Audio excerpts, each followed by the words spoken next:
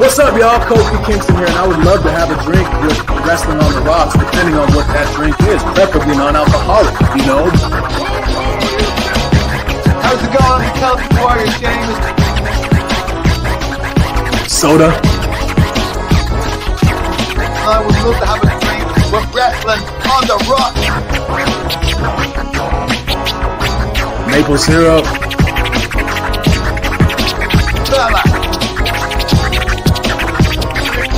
I would never have a drink with Wrestling on the Rocks. Welcome to the dive bar of the IWC. Welcome to Wrestling on the Rocks, episode 1. Again. Brr. With me today to break this shit down.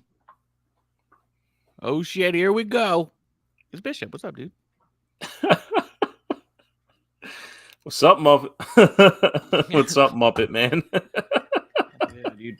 I still got to get it down to there's a puppet shop in town, like a workshop, and you get like those little stems for his arms, so I can have him sit here and like actually just go, you know. Like, whenever I hop on an episode 1 and you got your hand up a furry ass, I think it's gonna be a good show. It's gonna go all right. You know, things are gonna be good. You just feel secure. You feel safe. Nice you know? and warm. Yeah. When producer lady walks in and I'm just sitting here, me and Marv scrolling through my phone. She rolls her eyes and walks us out. I'm like, go ahead, I got Marv. We don't need you.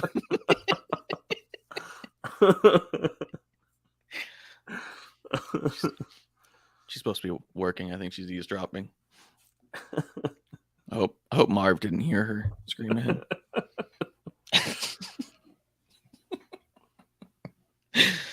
Oh man, how you been, dude? It's been a while since we've had a drink, since we've had an episode 1. Yeah, it's been a couple weeks, 2 weeks later, 1 year older, you know what I mean? I took off last week to celebrate my birthday, and you took off last week because you said, fuck it. Kinda. There's so much going on. I needed to get caught up. I was just being swamped and bombarded with these side projects that were just taking up a lot of time. And I knew we were going out of town for the weekend. A lot of times I spend most of my weekends on the computer doing the editing and stuff. And while I'm trying to manage time with producer lady as well. And so it's like managing all that. So this was one where I knew that just wasn't going to be an option. I was going to be out of town for the weekend. I wasn't going to have time to do that. So it was, all right, those couple hours a day for the show. I didn't even watch most of the product that week. I came back and I had to watch it later. Like, it just was those hours I needed to dedicate to getting caught up. As of now, I don't think I'm totally caught up. I'm not where I'd like to be, but I think we're close. So we thought we'd come back and have a drink with the boys, Bishop and Marv. What's that?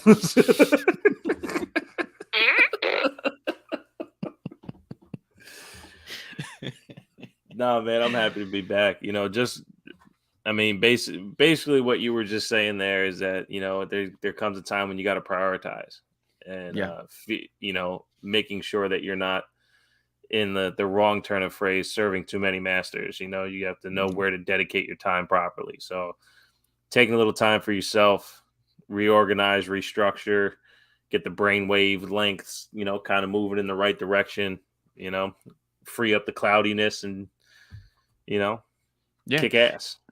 And people can't even tell, but I'm using a whole different setup. I had to like reset up everything that we do here. So, and the idea was to set it up in such a way where it wouldn't be easy, like you couldn't tell them doing it different. So, it was kind of a restructuring too, a little bit of a remodel, you know, as it goes. We got Just in Time in the chat already. He says, "Cheers, guys," and to Marv. Very nice. What's up, dude? Very nice. Cheers. But yeah, Cheers, man, it's been a Justin. crazy couple weeks too. All that stuff that was going on, and yeah. I mean, I don't want to. Well, let's start with what's in your glass. What are you drinking? What you got there? So to, you know, get there, a little Jim Beam in a Jim Beam glass, a little JB for JB, is how I decided to go today. Actually, that's a good call. I got a little. I'm not going to do. Now, this is Jim Beam Black. It is a different bottle than when I did my first live stream and drank about, I don't know, a half of the double size, you know, so basically a fifth while I was on camera. Do you remember that? Yeah. Yeah, that was good. It was a good time. It was a long show. That was and another thing. So, but no, I mean, at this point, you know, yeah, I think a solid cheers is in effect. So I went JB for JB today. Yeah, I got a little mixed drink with some vodka, but for that news itself, I just poured a little Brothers Bond special cask neat. There's nothing like the bond of a brother, right? Yeah, man. Yeah, it was it yesterday? Tuesday. It was 2 days ago. Yeah. Because I got the news while I was hanging with some friends and multitasking another task from the master's hands, as you said. And then I started getting messages. Oh my God, did you see this? And I saw someone say Jay Briscoe, and I went, Gerald Briscoe? I was like, that sucks. And they're like, it's not Gerald Briscoe. And I was like, what? That doesn't make sense. Like I just was confused. Yeah. And then it became very clear exactly who they were talking about, Jay Briscoe. And the news came out, and read the article. Did you see the breakdown of what happened? Yeah, I actually, because I'm local to where he is, I was trying to go through the local channels of finding out the real news, because I immediately had some dirt cheap bone to picks with how things were being reported. There was some things on. I mean, there was even one guy that, you know, put out there that news is coming in about his wife, and she wasn't even a part of the accident. You know, this without going too far down the negative part. I did find the official Delaware State Police breakdown of the incident. Yeah. And it sucks.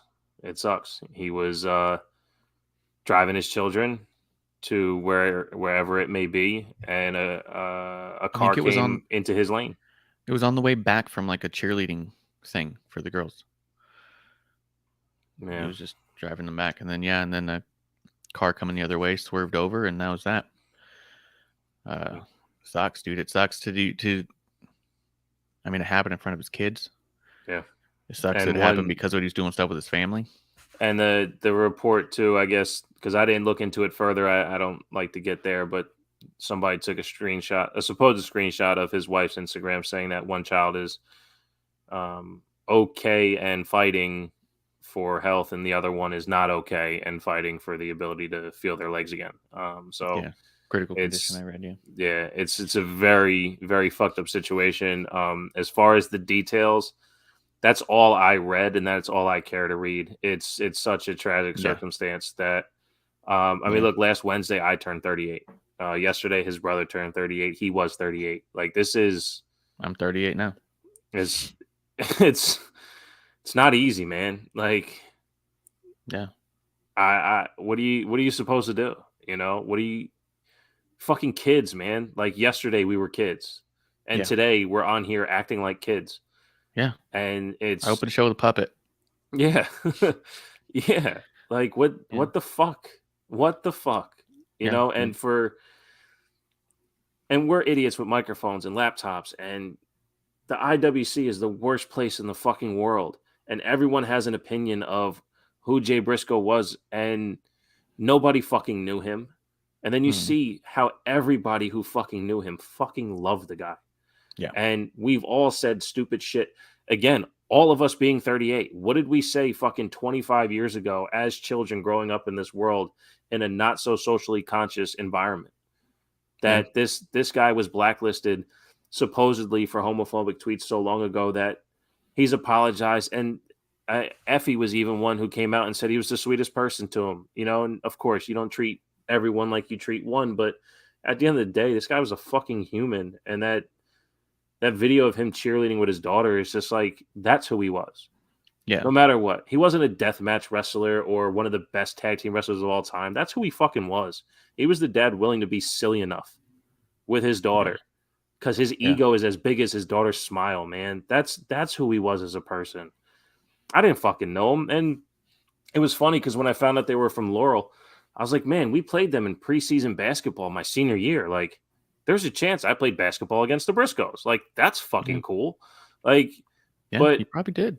I might have if they played basketball. I don't know if they did because they were wrestling as well. So, you know, same season. But it's like, you know, to Justin's point, he said when Tony Khan tweeted it out, it hit like when Brody Lee passed. It is heartbreaking. It didn't hit me like it did Brody because I was a fan of him. I was a fan of Luke Harper.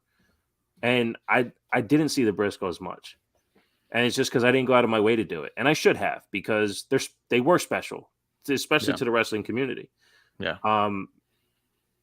You know, but my dream matches are always against the Usos. So until you wrestle the Usos, like, you know, like that's what I want to see.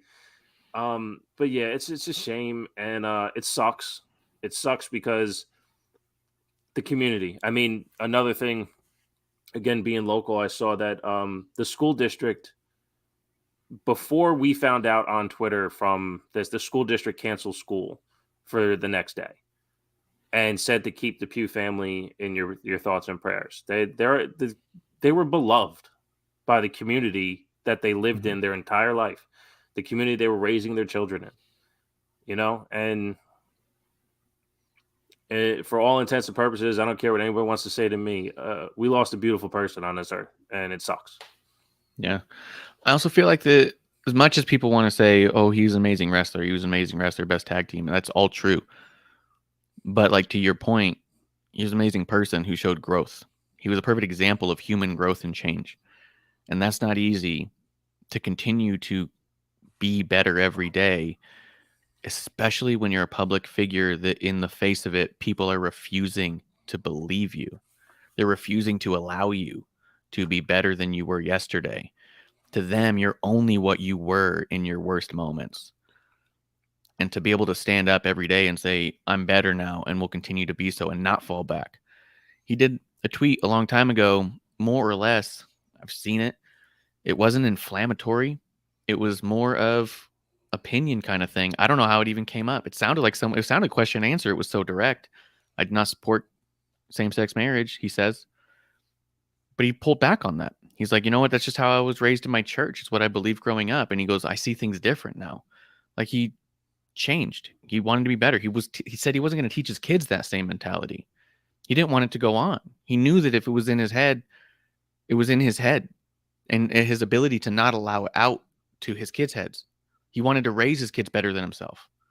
How do you not look at that as change and growth? And how do you not reward that with, we can be better? It's like I've been saying about the IWC over and over. And I know sometimes we call it cancel culture. And I know that I've been personally maligned for calling it that and not just saying it's accountability culture, because all we want is accountability. And my response has always been, then where is the resolution? Right. Accountability has a resolution. You're accountable for what? And until what end? Like, where's redemption? And he's a perfect example of someone who's refused redemption in the face of growth. And that sucks because it's his family who's going to hurt now because of all the potential financial setups he could have had for them that he was not afforded because of a dumb statement that he not only wished he didn't say, wished he didn't feel. Yeah. You know, and made sure he never felt that way again. And that's huge. And to if never he had just full say, you know, contrition of how he felt, he would teach it to his children. Yeah. Yeah. I mean, that's the biggest part of growing up is, and I've been in therapy for a year now, and the biggest thing I'm trying to do is not imprint my learned behaviors on my son. Like that's exactly what he was doing, not imprinting his learned behaviors. He had no choice to learn his opinion of that time because it came from somewhere else. But he had the choice to not inflict that same opinion on his children. And to do that is fantastic. And not to keep talking about that particular aspect of him, but look, for someone who was out of wrestling for a very long time, for someone who only navigated to the WWE product, the Briscoes were always a thing. Mm-hmm. They were always a thing. And I didn't know until I got in the podcasting a couple years ago that they were from Delaware, which, you know, small town, I should know, but no, I didn't. And to know that, I mean, fucking Kevin Owens' tribute to Jay was beautiful and heart-wrenching. And Tommaso Ciampa, beautiful and heart-wrenching. And the countless others who I haven't read yet. But, you know, like you said, accountability without contrition or the ability for redemption, then you guys are just picking fights. One-sided keyboard warrior shit. And that's just bullshit. Yeah. It's just mobs. But yeah, I just wanted to celebrate him as a person on top of him as a wrestler. Because he also, as a wrestler, made you believe. He made me believe. Like, literally. He was one of the first matches on one of the first GCW shows I ever went to. And I remember going, oh, this is what GCW is. This is why people have a fervor for it. This is why they were able to sell out the Hammerstein. Like, it all became so clear because of them. And I don't even mean that hyperbole. I was bought in by them. I was like, oh my God. There's only a few times I can think of seeing somebody live as the first time I've ever seen them in a match at all. And like feeling it and going like, whoa, like that was them, man. Yeah. The one thing that made me not tune into the FTR trilogy, their promos in the barn were so, like, the fact that they kept going, this shit ain't fake, this is real. This shit ain't fake, this is real. It's like, listen, guys, you actually said it one too many times. It definitely feels fake. Yeah. So, like, Absolutely. you know, and Dax's post was very beautiful as well. The fact that he attributes, you know, his now generational wealth to their trilogy on how much money they were able to make together off of that trilogy. Number one, confirmed. Yes, it was orchestrated and fake. Like, you guys tried a little too hard, but it's how much they cared, man. It's how much they cared. They've both been wrestling. The Briscoes both been wrestling for over 20 years. They basically are Ring of Honor. They're the reason why Ring of Honor stayed forever, because they stayed forever. They never left. They never once left. From pay-per-view 1 to pay-per-view end, they never once left. For them to continually be bought in with the passion that they brought to every promo, I mean, we all could wish that our wrestlers cared as much as they did. Yeah. It was just saying it was a gut punch, and it really bothered me. I mean, not just because he died, but knowing what he was fighting through every day, like just the stupid IWC bullshit. Yeah. It made me. I hadn't been on Twitter in like 3 days. I didn't even want to log in to see. I haven't seen some of those tributes you had. I clicked on one link because someone said, "Look at the WWE's going hard right now on Jay." Not a bad way, but like they were retweeting every one of their superstars who had something to say about Jay, and I scrolled that a minute and logged back out. But like, I haven't even been able to go through them all. Like, I haven't seen much of them. But you know, it's there. There's just no way. Yeah, it's not like, and that's a bummer. That's what sucks. So tears in our beers. Oh, drink for dem boys. You know, Rest easy.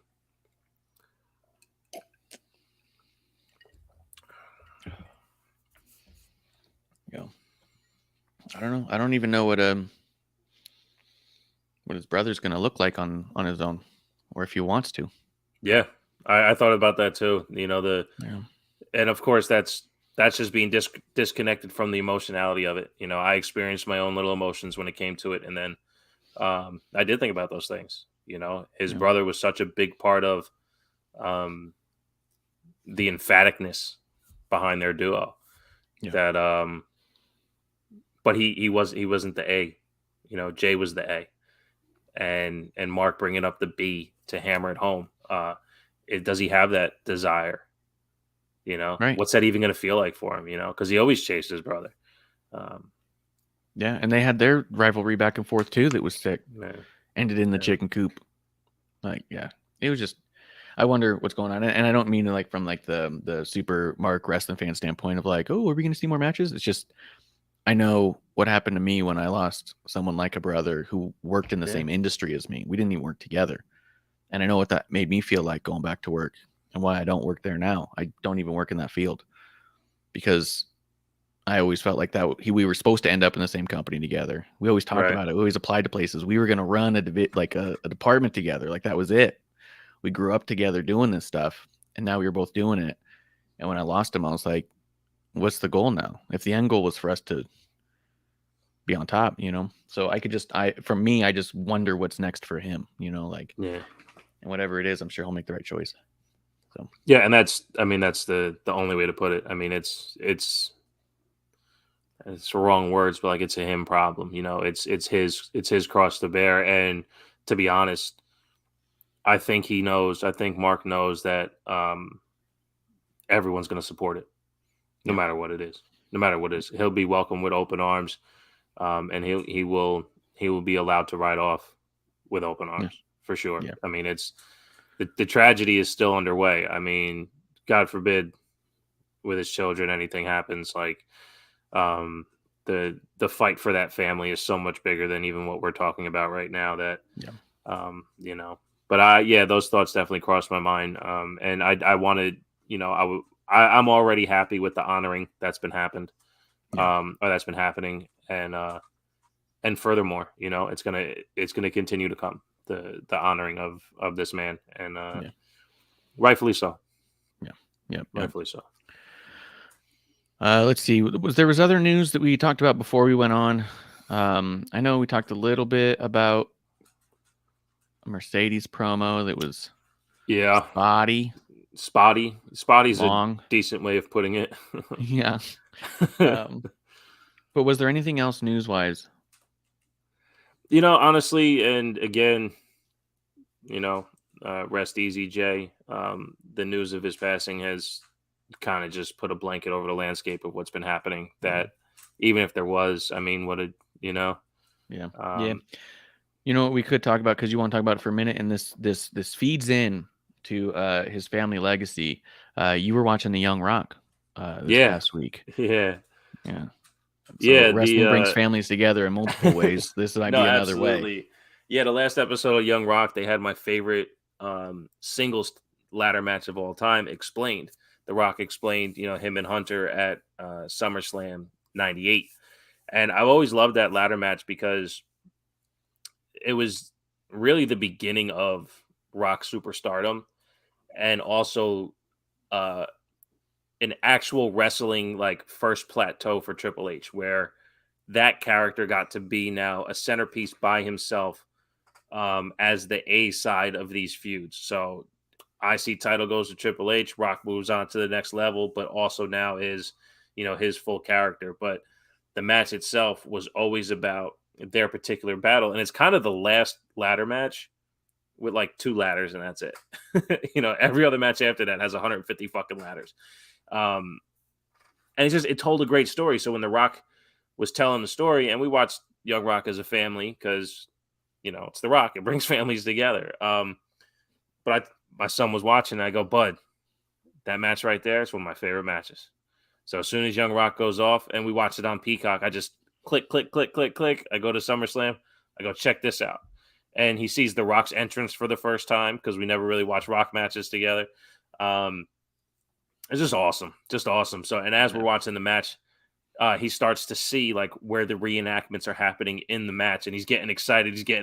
And then there's one point where he hits the rock bottom onto the ladder, and the three of us just like, oh, like we just kind of feel it, and the intensity of it. And there's moments within the show where Rock is pointing out the crowd reaction, and then when my son heard the crowd reaction, he's like, "Oh, Dad, that's what he was talking about.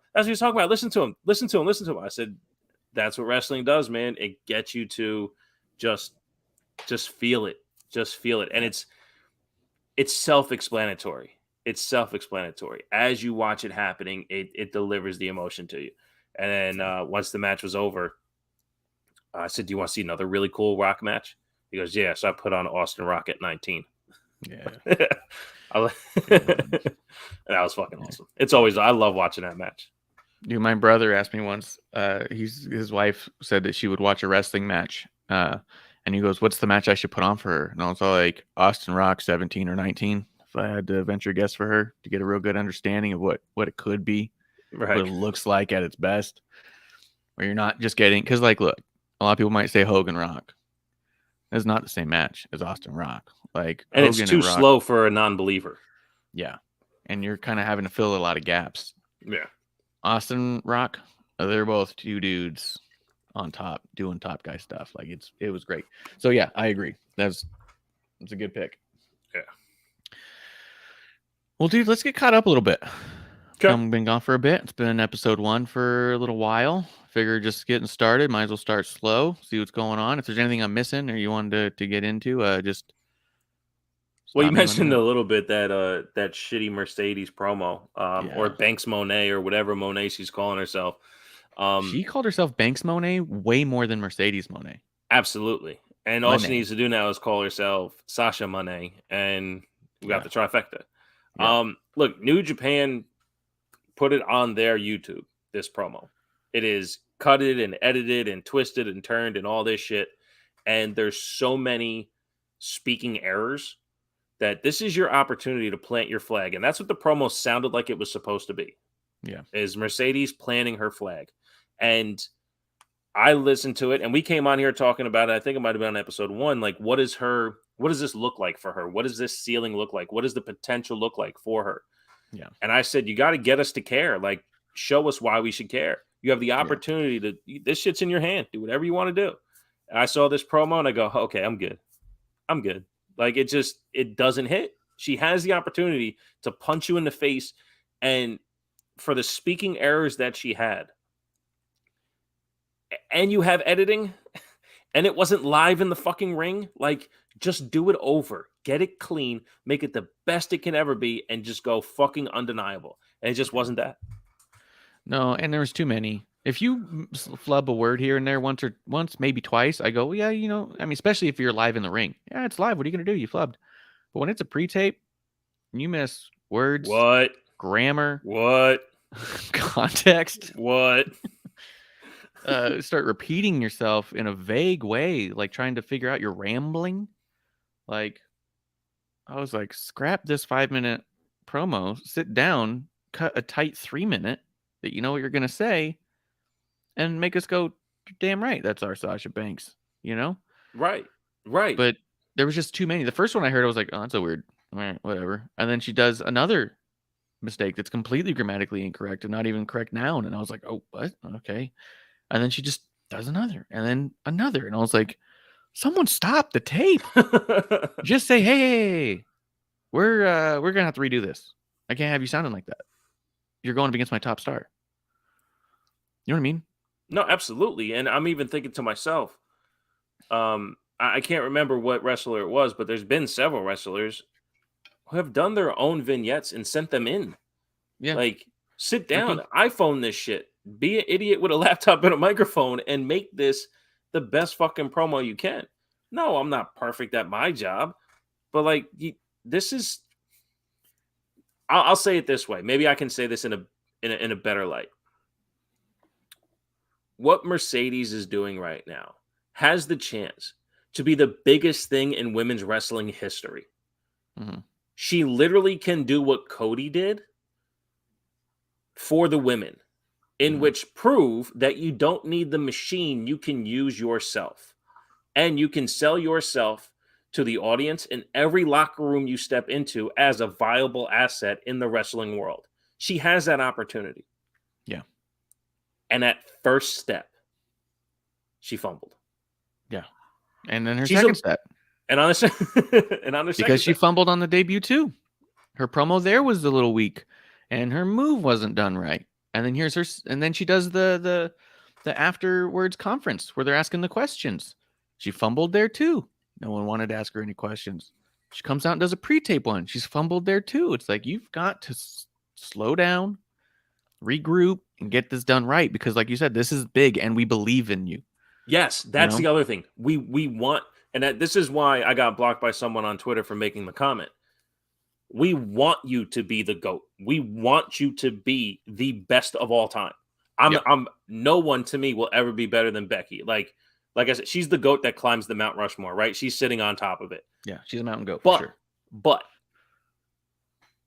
Sasha can beat her, because there's an athleticism within Sasha that exists above where Becky is.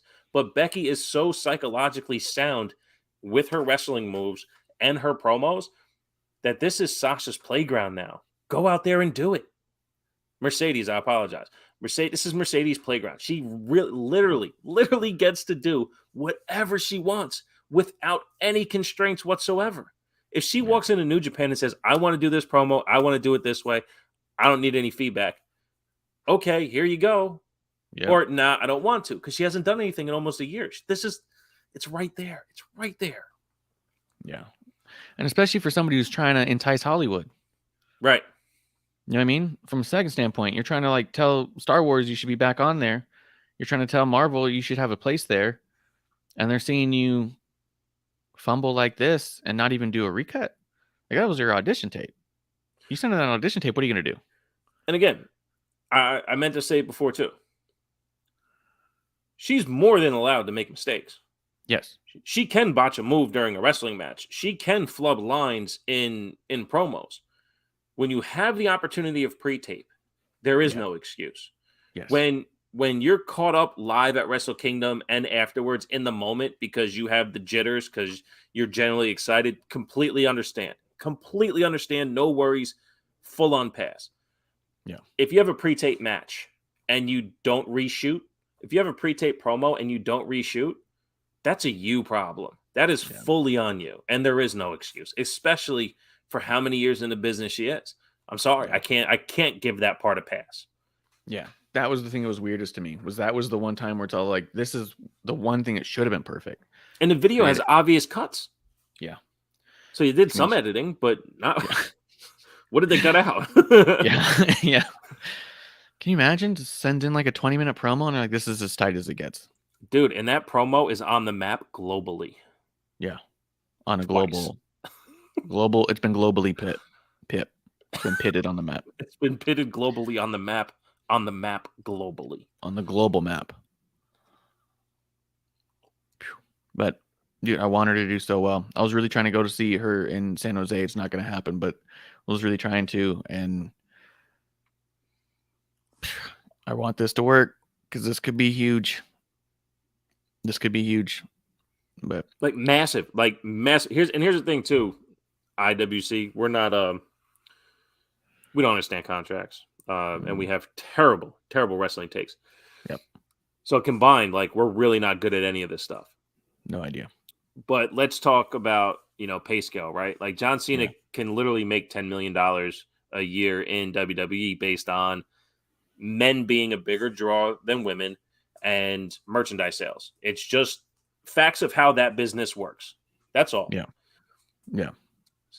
Mercedes can make $10 million this year by executing what she's doing. The amount, if this match comes off with Kyrie so well, the amount of posters and T-shirts with the poster card on it, like, everything they can do that can come off of this, the WrestleCons that they can have afterwards for, as she said, the best women's match of all time. Yeah. This match has that opportunity because they have no constraints besides their own creativity. They're not going to be pit with time limits. They're not going to be pit with wrestling constraints. They're going to be on American soil doing things that these women can. What hasn't Sasha done in WWE that she, and then you take the reins off onto what she wants to do outside of that. The match can be fucking epic. And Kyrie is a hell of an athlete. So everything's right there for them. And if they fumble, that's fine. Regroup, get it next time. But there's been no equity built right now to let me know that if they do fumble, it's going to get better. Yeah. Yeah. And there's only so much that your current presentation being an echo of your last presentation can take you, you know, like you got to be more than an echo. That's how I think. So I'm just want to turn that around. I just want this to go good. Yeah. Like if you got another thing to say, you know, well, let's talk some Raw, Smackdown storylines, things going through. Since we've missed 2 weeks, we're not going to obviously cut down every single show and such. And I'm going to use this last week's as my anchor, and you're going to have to call back to the week before if you feel like there's a tie through. That sounds good. We can do that. Yeah. It did open up, I thought, interestingly enough, with Braun Strowman. Like, I'm not saying that the match Braun Strowman and Gunther wasn't the opening match, but like literally the open of the show, you hear Braun, and you know what, they always try and put a big oh shit, here we go moment to open the show, and I think it's very interesting that they still think Braun Strowman's that guy. Yeah, I agree, and I think honestly, I wouldn't be surprised if he's off TV this week and then comes back because they did the whole Green Bay thing with the shoes and the child, and they told that story, and that was really cool. So that was cool. I would think it had more to do with that than Braun Strowman being the draw, but I could be wrong because if they closed the show with that match, it would have been an awesome closer to the show. And you would still be able to tell the story of the shoes and Braun being from the area. So, you know, you think part of it was just because you usually have the most number? I mean, I guess nowadays it used to be reversed, I suppose, but the most number of eyes are right there on the top of the show, and you want to grab people by showing them a big monster and then saying, "Oh, also he's doing charity right now," so people can know. I could see that. I don't think it's as nefarious as it might be sounding right now. But there's a chance. I mean, if it happens again and there's less of a reason, then I think we're definitely on to something. Maybe I do think it just might be victim of circumstance. Having the match, being in Green Bay, having the shoes with the auction and all that stuff. It might be just a whole lot going on at once. Yeah. And not to say that I don't like Strowman. I don't think he's that guy. And they probably also just trust him to do that. Oh yeah. It's an easy, it could be an easy pick for them, you know? Yeah. The match itself though, I mean, I liked it. Gunther's awesome. Strowman, it was difficult for the two of them, I think, to figure out how they're supposed to sell each other's power. And Gunther really understood how to sell Strowman as a big, powerful guy. And Strowman was having a tough time selling for Gunther because he's not really used to it. And he is bigger than Gunther. But Gunther's also been built like he's stronger than he even looks. Yeah, I actually, and every week I'll do this if it happens. This is my match of the year so far. And because of that, though, I thought it honestly saw more out of Strowman than you did in the same context. I actually thought it was Strowman actually registering the pain. He's like, oh, fuck, that does hurt. Thinking that he's maybe acting more so indestructible than, you know what I mean? So like, fuck, this guy does have chops that hurt, you know, because he never no-sold the chops. Like, remember when he got the first one a couple weeks ago where he kind of no-sold it? And it was like, dude, that's Gunther chops. And then when he got the second one, he was like, oh, fuck, that did hurt, you know? So the fact that he didn't no-sell it, it was like, it actually seemed more like he was trying to endure the pain as a tough guy than necessarily not knowing how to, you know, sell it that way. That's kind of how I took it. Because I honestly, I thought they worked great together. It came up, the match was way better than I thought it was going to be. Yeah. And I'm into that. That's a good concept for him. But yeah, the Intercontinental reign of Gunther continues. I love it, dude. I think Yeah, Gunther it's is so good. fantastic. It's perfect too. That it's Mhm. perfect. We've talked about it several times that like, oh, the IC title is kind of perfect for Miz because he can come out, talk his shit, and it's so important that all these guys want to beat him up. Or it's perfect for someone like Dolph Ziggler because he can go out and put on so many great matches with so many different people. It's also kind of perfect for Gunther, like showing him how prestigious the title can be, how important his character is now because he holds this title with such a long history and high regard, and his wrestling acumen is top shelf. I love it. I absolutely love it. Yeah, dude, it's an awesome presentation with him. I'm super into the whole Gunther thing, and I'm really. I mean, obviously, we have to build towards somebody else holding that title, but there's part of me is kind of like, let Gunther be the longest reigning Intercontinental Champion of all time. Just let him. Just let that be the thing he wants. He wants to prove that that title means something more than mid card anything. You know what I mean? Like you can talk about Miz and Dolph fighting about who's bringing prestige to the Intercontinental Championship, but the idea of a long reign with Gunther doesn't bring prestige in that way. It brings like a legitimacy to it in a way. Like it brings a pride to it where it's not like I make this title relevant. He's like, this title can only be held by somebody of a certain standard. Like that's a different thing. You know what I mean? Because at a certain point, he's trying to elevate the standard that makes that title. Who do you think we could I know we're not trying to fantasy book it, but I don't have anyone in mind that I think would be really cool to see take down Gunther. No, I agree. And one thing I was going to say before I got it doesn't feel gratuitous either. It doesn't feel like he's being pushed down our throats. It doesn't feel like he's being overpresented. I think it's so matter of fact the way you just put it out. Like the prestige, this title, this wrestler makes this thing exactly what we see. There's nothing more, there's nothing less. And that's to your point. Who do you? Because we talked about this back on episode 1. The guy who takes it off of him, we're talking like, well, yeah, like fuck yeah, Sheamus, right? Sheamus can go against Roman tomorrow. Yeah. Oh well, who's Sheamus with now? He's with Drew McIntyre. Drew McIntyre versus Gunther. Like, who's winning that match? Who do you think's winning that match? Right? Gunther's so good that like even a McIntyre's not going to win. Hey, both of those guys are ready for Roman. Gunther is Roman, so it is the same conversation. It really is. Who actually could? And maybe it's a great starting point for a Braun Breaker to come up. You know, maybe it is. I mean, fuck it. Maybe this is where Ciampa comes back. And Ciampa, he shows you how you defeat a guy like Gunther, even at a size like his. You know, if he came back and did that, like they go on a trilogy run or a dual shot, you know, he loses the first one but wins the title at the next one kind of thing. That's kind of the only way, because you need someone who is, I mean, because we saw Ciampa do it. So he's capable of being on the promo side next to Imperium's values, and he's more than capable inside the ring of breaking down a guy like Gunther. We just haven't seen anyone else do it. Didn't Gunther beat Ciampa with a chop? Wasn't the first time you won with a chop? Yeah, and I hated it, and you explained to me why it was awesome, and he's been doing it ever since. Yeah, so fucking good, so good. I love that. Yeah. Justin Times got a Bishop style take here. Says the Intercontinental Championship has been treated fantastically with Gunther as champ. Just wish the United States Championship was getting the same treatment. I don't know how he thinks the U.S. Championship's not being elevated in the storyline with fucking Seth Rollins and Bobby Lashley. You know what I mean?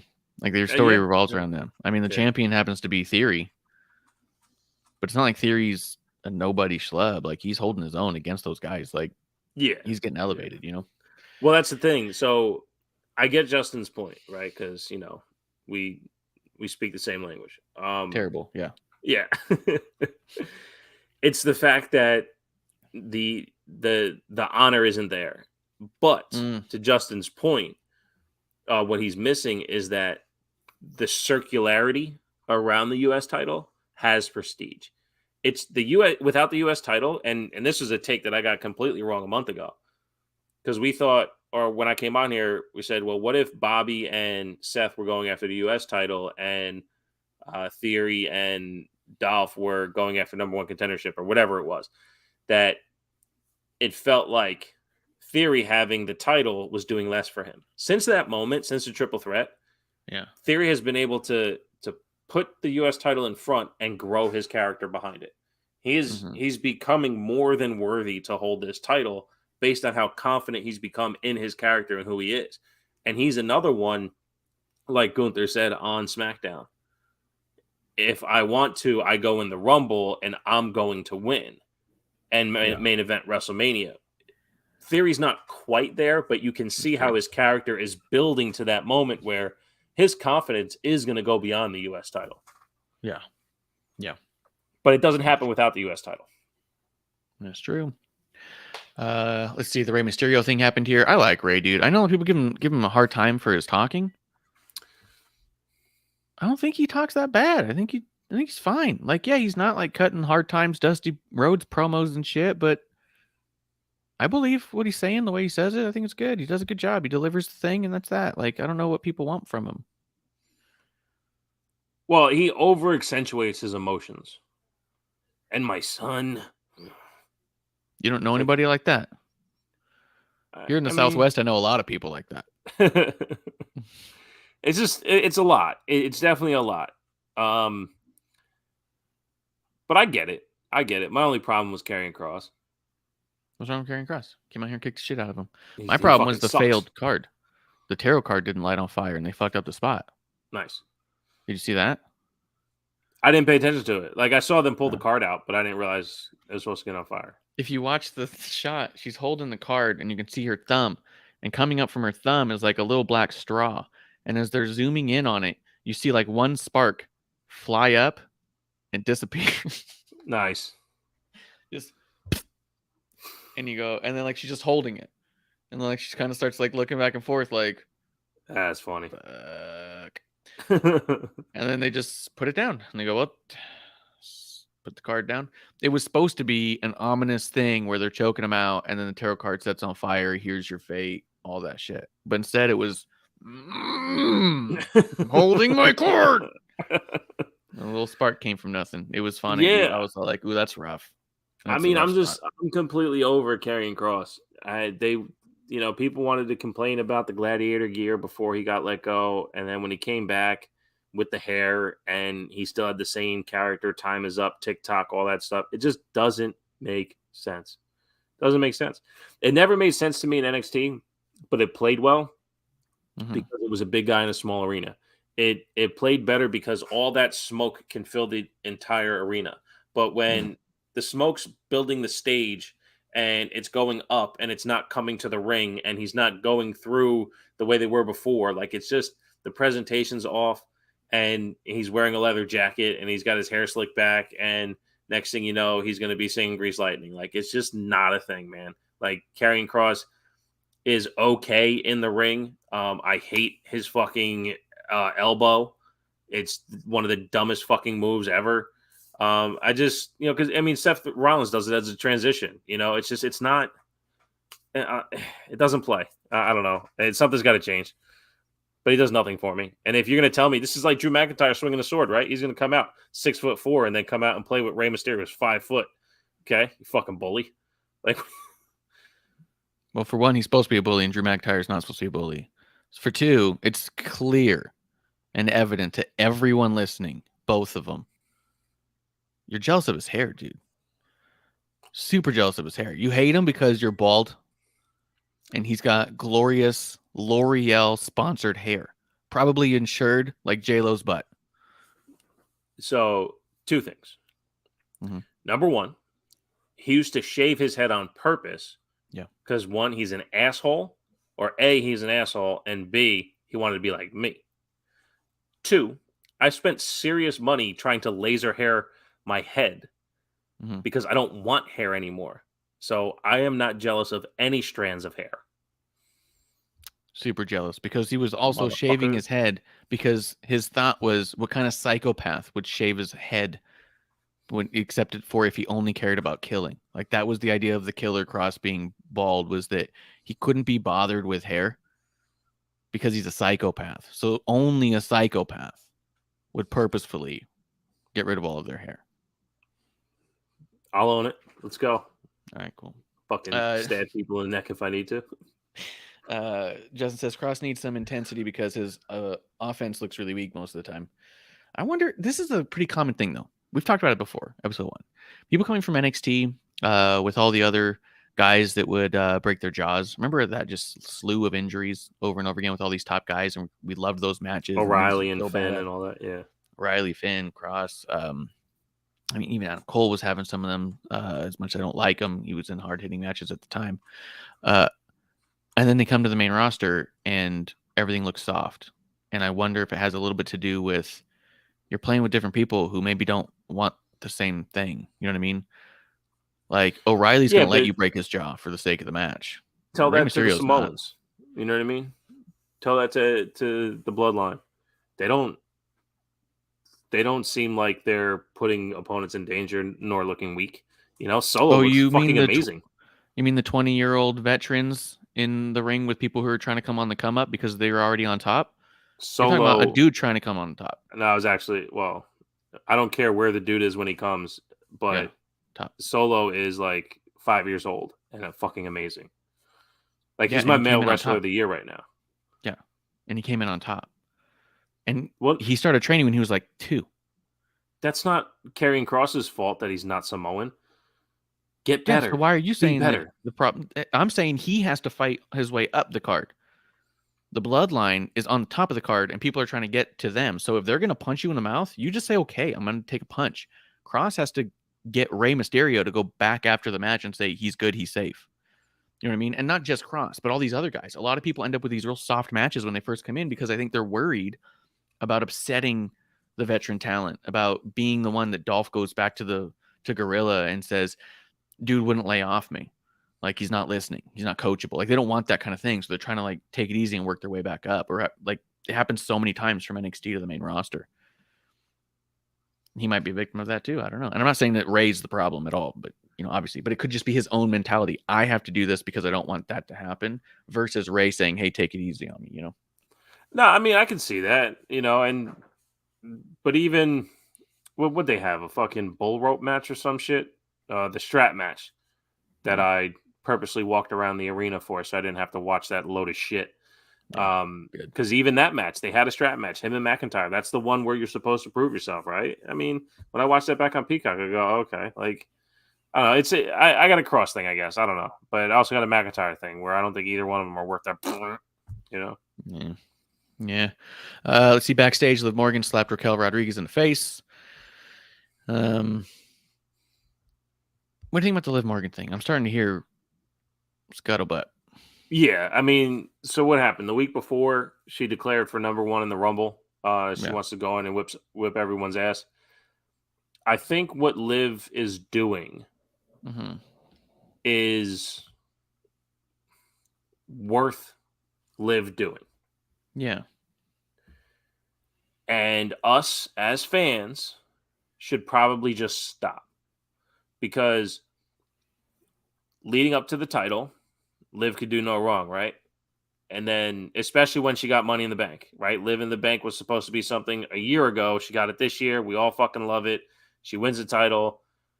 It all goes downhill. Now that she's trying to reinvent herself for herself, go along for the fucking ride. And her wanting to go number 1 in the Rumble because she loves wrestling and just wants to beat people up. They're fucking right. Like when she did the thing with Raquel. You know, I got my palm read. Yeah, that was funny. But I thought the match was solid. I thought her and Raquel did a decent job. So just keep watching Liv. That's the whole point. Yeah, I don't have a problem with that. And I'm always kind of like amazed at the amount of people who do. Like that they just have these big issues and, oh, what's this? And why is she doing this? And I just feel like that it's so much simpler than they're trying to make it. People are trying to overcomplicate it to such a point that they stop just being on the ride, because this is one of those transitions that they don't have a spot on top. Not everyone can be on top all the time. So Absolutely. She has to, like, this feels like one of the Seth Rollins runs where we're just all like, hey, it's crazy he's in the mid card, right? Like it feels like a Seth Rollins versus Cesaro feud while Roman's going against KO or some shit, where you go like, how insane is this that's happening in the middle? But you'll look back on it and go, oh my God, those matches were incredible.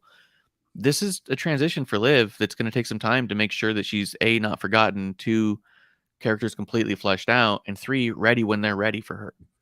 You know?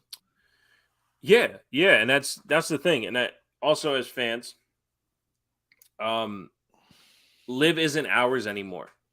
And I'm speaking as a whole, right? Because I'm still a fan the way I was through the whole. Like I didn't give up on her when she was having the issues with Ronda and stuff, right? The fact that it never really clicked.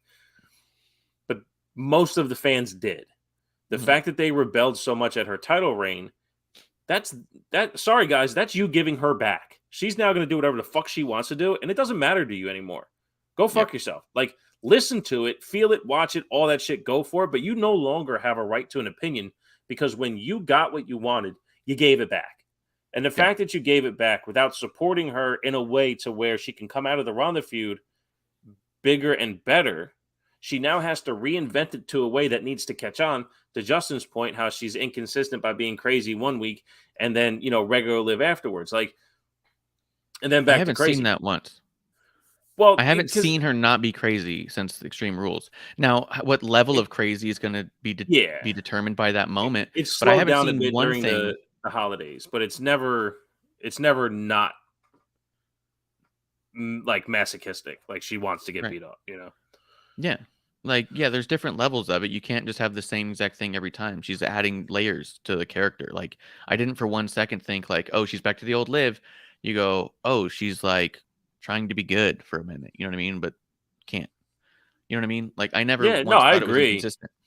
I agree. It's that, like, that particular take, and I get Justin's point too, because I know he's a big fan of women's wrestling like we are. Yeah. We would prefer see something that's really consistent, really strong, really after it. But even me, like, I don't have an opinion. I'm not allowed to comment on her character anymore because of what everyone else did. Like, you guys took it away from yourselves by pushing her away.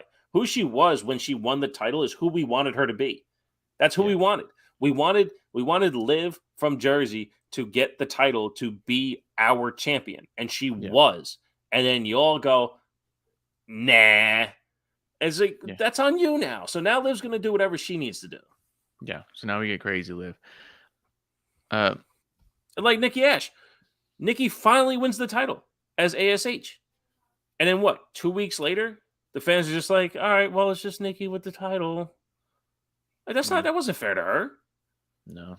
Yeah. And she earned it. She earned it after, Sam Roberts making the wrong opinion on the costume, and she really gave her all in every fucking promo. And then she gets the title, and it's like, well, I guess we're kind of like Nikki still, like, but it's not the Nikki we wanted all along. It's just 2 years later, she's finally getting her shit back together. How fucked up is that? Yeah. Yeah. I just don't think that consistency is what the fans want in this regard either, because the other thing that a fan would say immediately is if she was the same crazy every week is this is getting stale. This is getting old. So what? She's just crazy all the time. So she has to show variation. She has. But why to is she crazy? She's not going for the title. She just wants to beat people up for no reason. This is stupid. Yeah. Yeah. You don't know anybody who wants to beat people up for no reason? I want to beat you up for no reason. It's fucked up, man. There's got to be reasons. I mean, I've got a list. There's a couple hours on here. Yeah. There's a few episodes you can dig up. It's gonna be hard to find though, because it's probably in episode 1. Yeah, look through episode 1. I just don't see the criticism, but I agree with you that, like, there's also a point where it's like, okay, you turned your back on her. She's got to rebuild herself, and she's got to do it in a way that doesn't mean anything. Like, doesn't have to matter to you. It has to matter to everyone else. Right. Tegan Knox versus Xia Li. I liked it. I really like seeing Xia Li at all, and I was happy that Xia Li looked pretty strong. I just think I'm just still not on board with Xia Li just being their go-to jobber for everyone's returns. Like, that's the only time we see Xia Li. Yeah, and it's unfortunate too, because my notes were no mention of the sneak attack, and Tegan won. Yeah, and we still never came back to Xia Li being challenged by Emma. Right. That never came back. And I was even going to bring it up, and then it finally happened. I think it happened before we even, or I think it was the week before this. They finally paid off the Scarlett and Emma back. Because that was one too where I was like, God, that was like a month ago. Are they going to do anything about that? And then they had the match, and it was the match that we had. And yeah, and I had a little bit on that match too, and because the crowd didn't like it at all. And I'll say this. I didn't like it much either, but I appreciated the girls had a really good chance. And I say girls just as a perspective. Sorry. The women had a really good chance to do their thing, right? Mm-hmm. Yeah. Display of offense, display of defense, display of offense, display of defense. The guys get back and do their thing. And they both had like a pretty cool move each. Was there cohesiveness? Not really. Was there continuity? It was tough. Was it solid? Yeah, you can see how they both know how to wrestle. Is it what we're used to? Is it what we expect? No, it wasn't. But it was cool that they had the opportunity. But to what we've said for, probably a year or so now, we got to feel something, man. We can see great wrestling all we want. And when there's no feeling and not great wrestling, it's really tough. Yeah. I agree. Now, here's the other weird bit is you get into the Bray Wyatt stuff. So let's talk about Bray Wyatt on a whole. We've had a couple weeks of promos. We've had some stuff with Alexa. I know it's a different show. But I just kind of want to talk about all of this Boy Howdy, Alexa, Bray, LA Knight, Pitch Black, Soda. As much as like I feel like certain parts come together, there's also so many stuff that's just like seems so disjointed, and I can't tell like how much of it's by design. My hunch is that this Mountain Dew, Pepsi Cola, Pitch Black, Code Red match is gonna be the thing that like kills this or gives it purpose. Circle back to the zombie match. I think this match is circumstantial. The theme of the match is circumstantial because this is who it fits best. You know what I mean? I think that they weren't gearing up for a Pitch Black match. I think that this feud is what fits this promotion best. The same way that the zombie match fit Priest and Miz at the time. Like there was no other match that could be a lumberjack match. Let's put Priest and Miz there. You know what I mean? Like there's no other match that could be a Pitch Black match. Let's have Bray Wyatt do it. And I feel like they're forced to be in this match. I don't think they were building towards this. Do you think it's also possible they knew that Mountain Dew, Pepsi Cola, Code Red, Grape Splash was going to be sponsoring a match called Pitch Black, and they started earlier with Bray to do certain things to get there? Like, hey, Bray, we got to do this match, and there's really no person we think can put together a match in the dark except your character that's constantly in the fucking dark. And he's all like, I could do a bunch of dark shit without lights, and we could start there. And like, okay, let's start with no lights. Yeah, I mean, when you see what he's doing with Alexa and how that's so much bigger than the Pitch Black match, there is a chance that they go, hey, Bray, we want you to do a Pitch Black match. Who do you want? Or give me LA Knight. That guy can talk, and we'll figure it out. So there's a chance, because, I mean, LA Knight has nothing to do with what's going to happen with Alexa and all that stuff. I can't see that being any part of what, and that I keep mentioning the Alexa stuff because that's after this, right? This is where Bray's trajectory is taking him. So, I loved LA Knight's commercial promo that's been circling around on Twitter. I hated his promo in ring. Not this Smackdown, the one before that. It was way too cut and paste LA Knight. Let me talk to you. Ending with a got hit. He hit every fucking I'm a pro wrestler note. And I'm like, dude, come on, man. Like, I get it. I grew up there too. That was my favorite time too. But also, like, and then Bray Wyatt comes out this week and he does something very similar and goes very formulaic. and basically breaks down every wall of his character to explain who he is to the masses because of this pitch black match. I was like, fuck, man, that was harsh. Because to call himself Uncle Howdy, to call himself the Eater of Worlds, he goes, "This is every character I've ever been ever." Is basically what he said. Like, yeah, and I'm all of these things. And who are you? Like, well, now you like took a lot of mystery out. And I know we came on here and talked about, who's actually going to be in the mask and who's going to be this guy and that stuff, and we theorize on it, and we kind of take these teeny guesses, but there's people out there actually trying to guess if this is going to be a stable. Digideck came on here and said he thinks it's this whole Wyndham 6 thing, which it's an idea, it's a theory, but there's people really out there guessing. I'm not necessarily guessing that way. I do want to go along for the ride and see what happens. And Bray's like, "Nah, man, you don't have to go on a ride no more. I'm everything." It's like, well, all right. Well, yeah, I guess I'll watch the rest of SmackDown after this. I don't know. It was very deflating. Yeah, and I also still don't think that there's an unveiling to be had with Boy Howdy. I think that the same way that Isaac Yankem played Kane was never revealed to be the Isaac Yankem of old. You know what I mean? Like, I think. Oh my God, that's Isaac Yankem under that mask. Yeah.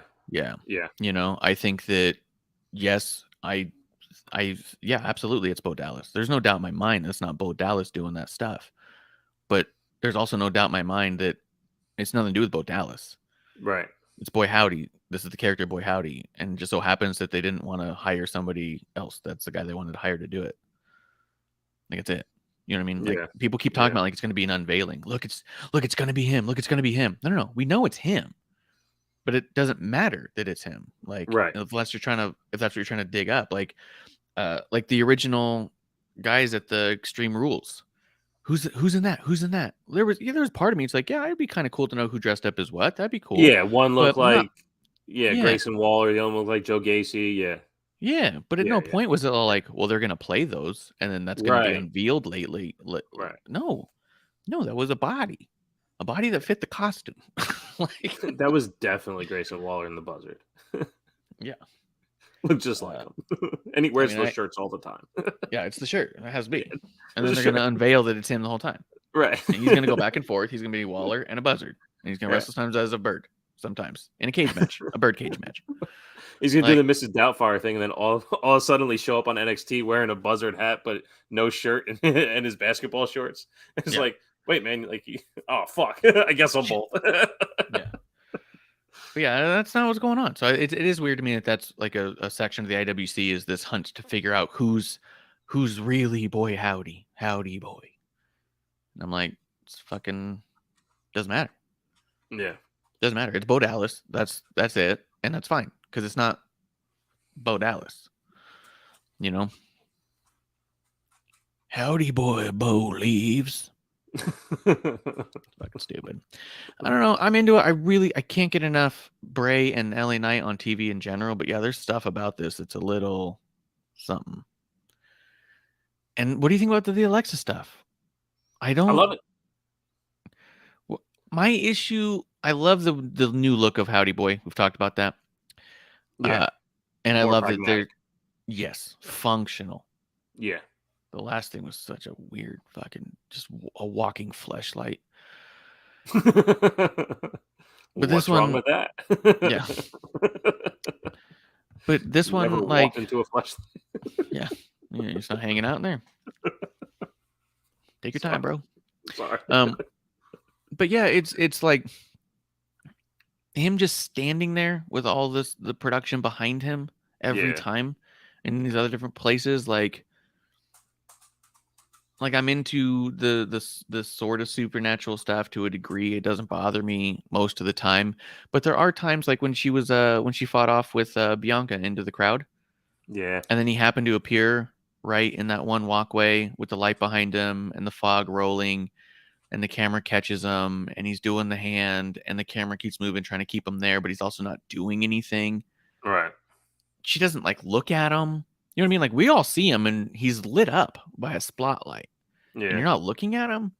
Like, there's just these little parts that are a little nonsensical without context. Yeah, I get it too, because I mean, she owned it, right? She called herself the face of evil. Yeah. And that was the irony for me this time, or the whatever you want to call it, the right adjective is, that she's fully compelled and content into what Howdy has for her. But even he checked her on the video camera. That's right, on the jumbotron. He checked her when she said she was the face of evil and she feels comfortable or whatever it was. He's like, "Oh, you feel that way? You feel that way?" You know, and they did that whole thing. So I thought that was cool. Where, okay, you have ownership, haha, you don't, right? Just when you think you do, you don't. My issue is, to what I think you were alluding to, there's no interaction. Yeah. She was stone-faced by these masks in the crowd, right? She saw these twice and she got stuck. Bianca was stuck by Uncle Howdy. What is not drawing Alexa to Uncle Howdy? Like, remember when this shit first happened with the Fiend 2 years ago? And I fucking every step of the way I was all in, because all of a sudden, boom, Alexa would like look up at the lights and get lost in what was happening. Yeah. And then the following week, she'd have one dread like the Fiend did. And then the next week, another piece of her hair would be dreaded up a little bit. And we saw the progression of the continued possession of this Fiend energy to what it eventually blossomed into. Not having that continuity in the presence of Uncle Howdy, I do think is a detriment to the storytelling. Yeah. And like you said, she's staring at what's apparently a fan in a mask, but then the real Uncle Howdy shows up, right? And she doesn't pay him no mind. It's just, there's just little things that aren't quite connecting that I don't think are, I don't think that they're being neglected. I think that the detail is that way for a reason, but I can't make sense of it. You know what I mean? And so it's put me in a weird spot watching it where I'm like, I don't hate it, but I don't know what's happening. And it's not like we get much more than a minute or two a week on it, you know? Well, that's the thing. If not now, then when? And if when, then why? Like, if you're not going to do it now and you do it in 3 weeks from now, well, why did you wait 3 weeks? You know? Yeah. So maybe that is part of what we were talking about earlier. Maybe that they have to get through Pitch Black to let the rest unfold. Pitch Black is actually getting in the way of what they wanted to tell. There's a chance. There's a chance. It could be stretching it out. Let's keep it moving. Main event: Sami Zayn, Kevin Owens, match of the year, no doubt. Almost. And then the finish. Yeah, finish was really great. Bummed me out. Really bummed me out. Yeah, you can't have a win every time. Because here's what made the finish good. The struggle on Sammy's face when he saw the finish. I know. The character work done in the moment of the fuck finish.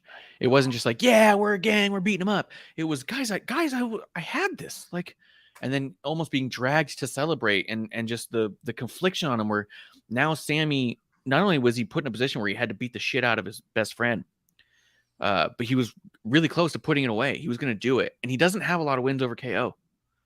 But he was fighting for the tribal chief with all he had and was doing it. And he was there and right on the cusp of it. That's when the bloodline comes in and takes that all away and undermines everything he did. And so now Sammy's conflicted with the sacrifice of not just the match, but of his friend. Like, he can say all he wants. He doesn't give a shit about Kevin Owens anymore, but there's history there. And he sacrificed that history and knew he was doing it because he had to do that thing for Roman Reigns, and that was taken away. And so it was, why are we doing this? We could have just beat him up. So I didn't have to go that far, you know? This is where I miss Pat McAfee, because he would have said all of that. He would have allowed me to not get lost in the fantastic wrestling match we had. That's what happened. I got lost in the action. Like, I'm contradicting myself, right? Like, we can watch great wrestling at any time. Give me a story. This match was about the story, but the wrestling was fucking flawless. And I got so caught up in how awesome the fucking match was that I wanted it to be a great ending to a great wrestling match. And that was the problem I ended up having with it. But I can't disagree with you whatsoever, because that's what Sammy in the Bloodline is. It's all meta. It has nothing to do with wrestling. No. It has nothing to do with in-ring. And he is one of the best. He always has been. So, yeah, I can definitely agree with you on that it being the mentality that Sammy was, for terminology's sake, wrestling with, that made the match for sure, especially since he was on such a high of the actual performance. But dude, I was so lost in the wrestling action that I was fucking bummed. Dude, I'm sure you made the same face Sammy made, and that's what got me. Is that as soon as they came in, I was like, "What?" And then it cuts to Sammy, who's even more distraught than I am. I'm all like, "Fuck, they ruined the finish," and he's like, "Fuck, they made this meaningless." Like the look that he was able to put across his face was amazing, and the way that they're all like, "Come on, dude, let's celebrate," and he just is doing it like and looking 3 minutes long. Yeah. He let it sink in. Yeah, and to me, that's what made it match of the year candidate, was because it wasn't just a really good match. It was a really good match that had so much story and so much emotion beginning to end, because we're also talking about a 20-year investment to get here. Yeah, that's fair. You know, I don't know. I like them. What are you gonna do?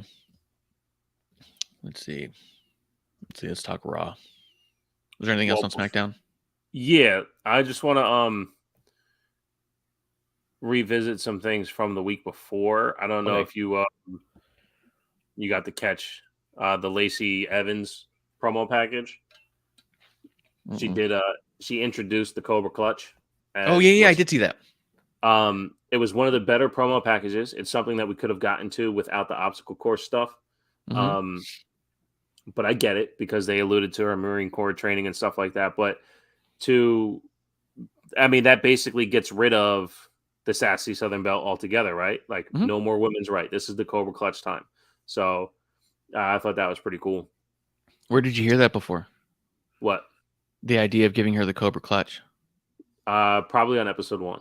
It was on episode 1. I said it. I said, why isn't she Sergeant Slaughter? Give her the Cobra Clutch. Do something that's not just a sucker punch. You know, like do the whole thing. Said it like 2 years ago, dude. That's how long Bruce Pritchard's been listening to our show.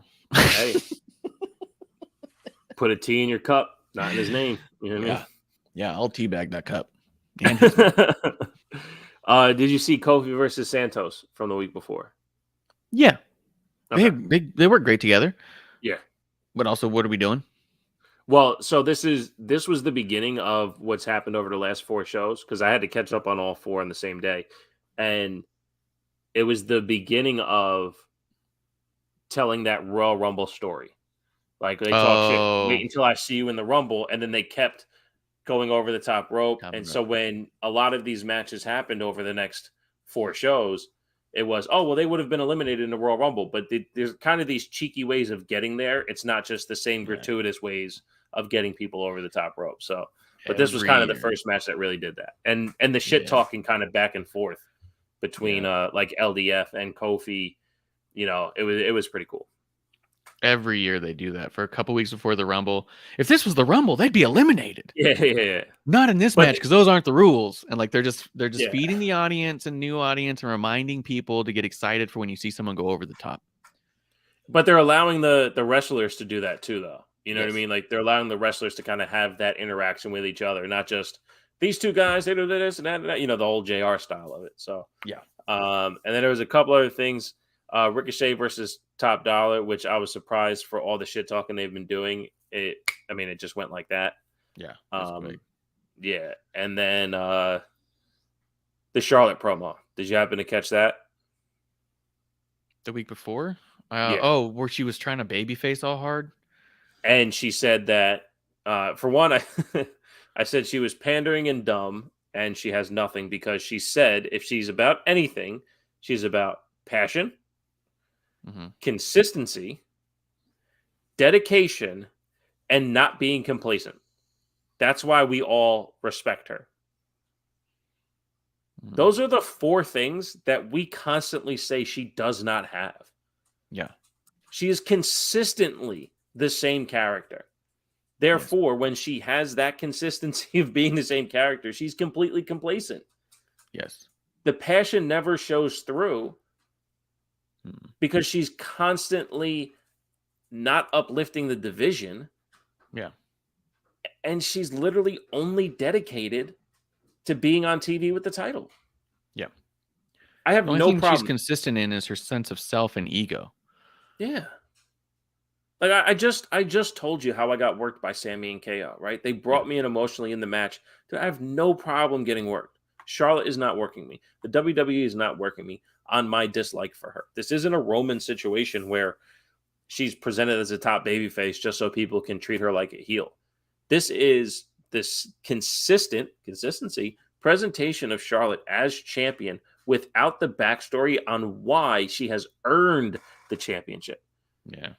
One of my problems with Muhammad Ali as the greatest fighter of all time, number one, I haven't seen him, but he called himself the greatest before he was deemed the greatest. Well, now I'm already knocking you down. Let me watch. Okay, I've seen more fighters do impressive things. This is the Charlotte complex. They said she's the greatest talent, the greatest athlete, all this shit before her first championship. And then her first title run was all Ric Flair shit. And how many times has she won a championship without winning another match first? Mm-hmm. Like, she just lost her last match before she came back. She lost the title. She came back. She won the title. Yeah. Like, Bianca loses in 26 seconds, spends 8 months rebuilding her character to win the title, to then take it into SummerSlam the full calendar year later to prove that she can do things title and beyond. We see depth. We see growth. Becky does it all the time. Liv's doing it right now. Why is it that Charlotte's only place in WWE is with the title when no one comes out of that stronger or better? And the only one who's benefited from beating Charlotte is Carmella. Why is that? Because she cashed in Money in the Bank and moved on. Yeah. There wasn't a feud. It's cash in and move on. Yeah. And just brag about it. Yeah. If you haven't seen the matches that took Muhammad Ali to the Golden Gloves at such a young age, that's a good defining thing. The I Shook Up the World against Sonny Liston was a lot as though debuting Austin Theory would have removed the titles off of Roman Reigns in the first match. It was that shocking and that dominant of a young man, showing that he was going to outbox who was the most dominant boxer at the time. His stuff with Frazier solidified a lot of that history as well. I'll tell you, there's a lot to Ali up until the post-return, before the return, pre-return, when he gets his boxing license taken away because of the draft. When he came back, it was never the same. He lost a lot of stuff and everything was coming on. But that first run, he was the greatest for a lot of reasons. And one of the reasons he was the greatest wasn't necessarily because of the match. Watch him on the Dick Cavett show. One of the reasons he was the greatest of all time is because they never sold so many tickets to a match before. Right. He was selling out. He was Jerry Lawler, man. You know what I mean? Well, and that's, I get that too. And I've also recognized a lot of his greatness as well. I also have that complex of, being told one thing and wanting to prove you wrong. Yeah. It's a butch I have a Muhammad Ali tattoo on my leg, and it's the only one my grandpa ever talked to me about. He didn't talk to me about any of my tattoos, and I got a bunch. And he looked at it and he just goes, "Why would you put a draft dodger's face on your body?" I was like, context. There was a reason. But my grandfather was a very proud vet, retired in the Army, was drafted and never left, and he had a lot of reasons to feel pride in a lot of that. So to him, he was a turncoat. And I was like, look, I get you. I hear you. Right. You guys were in two different worlds at that time. So in many different ways. Yes. Yep. Yeah, I mean, one of the reasons I was kind of skipping over the Charlotte stuff is just because when I saw it, I was like, this is fucking bogus and sucks. And I don't buy her as babyface whatsoever. She comes off so pompous and delusional, even when she's trying to be, quote, honest and vulnerable. Like, I don't get that vibe from her. I get the I'm Charlotte Flair. You're welcome. You know what I mean? Like, did you see the walkover clothesline she did? On who? Onto Sonya. She had a match with Sonya after the promo. Oh, yeah. I mean, I watched part of it and then just said, fuck this. Like, so it's basically a front-facing cartwheel is what a walkover is. Oh yeah. That thing. Oh, it's fucking so awful. she does this, and this is again. And call me whatever the fuck you want when it comes to Charlotte. I really don't care. Take this sentence. The expectation Charlotte has for anyone to wait and sell that move she tried to do, this walkover clothesline, the patience and timing her opponent needs to have to sell that for her is something she never, ever, ever, ever gives to her opponents. No.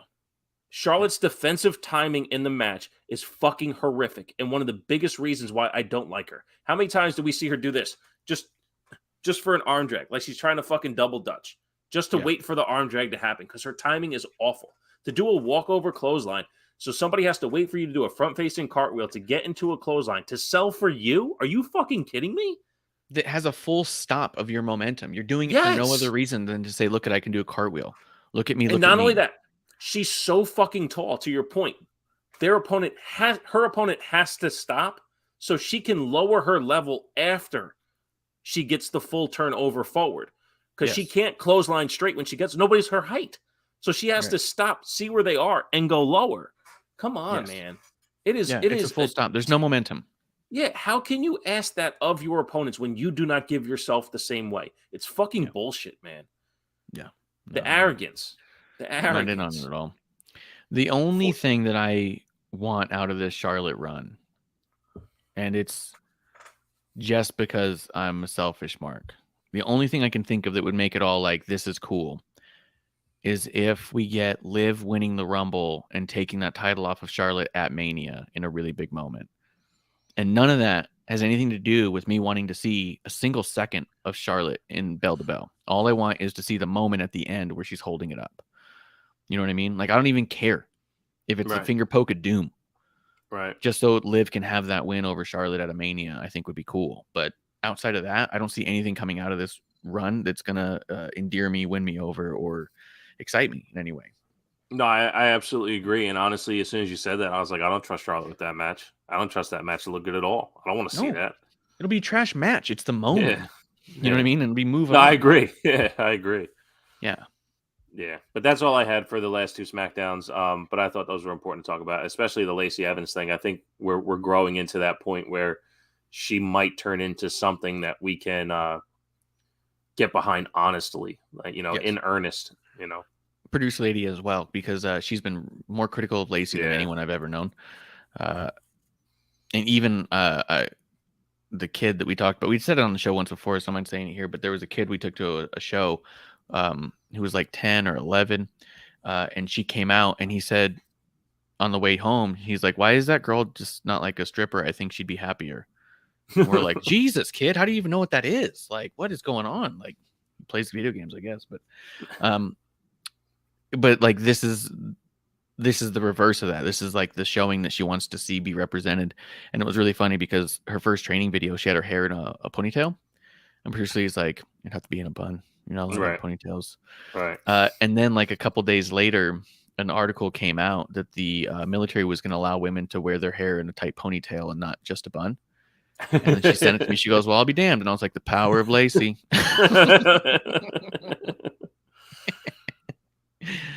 Yeah, that'll do it. Let's see. Raw takes place. It opens up with the Bloodline, the Usos. I think it's so fucking funny that on Raw 30 they're gonna have an acknowledgement ceremony. Like, it's not a championship thing. It's not like, it's just I almost want it to be just his entrance, just saying acknowledge me. Confetti falls down, and then he just leaves. Like, and that's it. Like, nothing. Yeah, kind of like Flair's birthday party. Like it's 30 minutes of everyone coming out, and Roman's on the big screen, and that's it. Like, Roman doesn't even come out. Right? He Skypes in. Remember when they had that interview with Stone Cold via Skype, and it was Skype sponsored, and it was over the thing, and it was like, and it was also not like a great connection. Yeah. I know it was right before the Thunderdome, right? It wasn't before the Thunderdome. It was just a thing. Yeah, they were trying to get more people at Raw and shit or some shit like that. Yeah. Well, and they just had Skype was the sponsor, so like we'll Skype someone in under the big dome, and then they did, and it was like not that great. I think it's gonna be a great. Yeah. These two competitors are.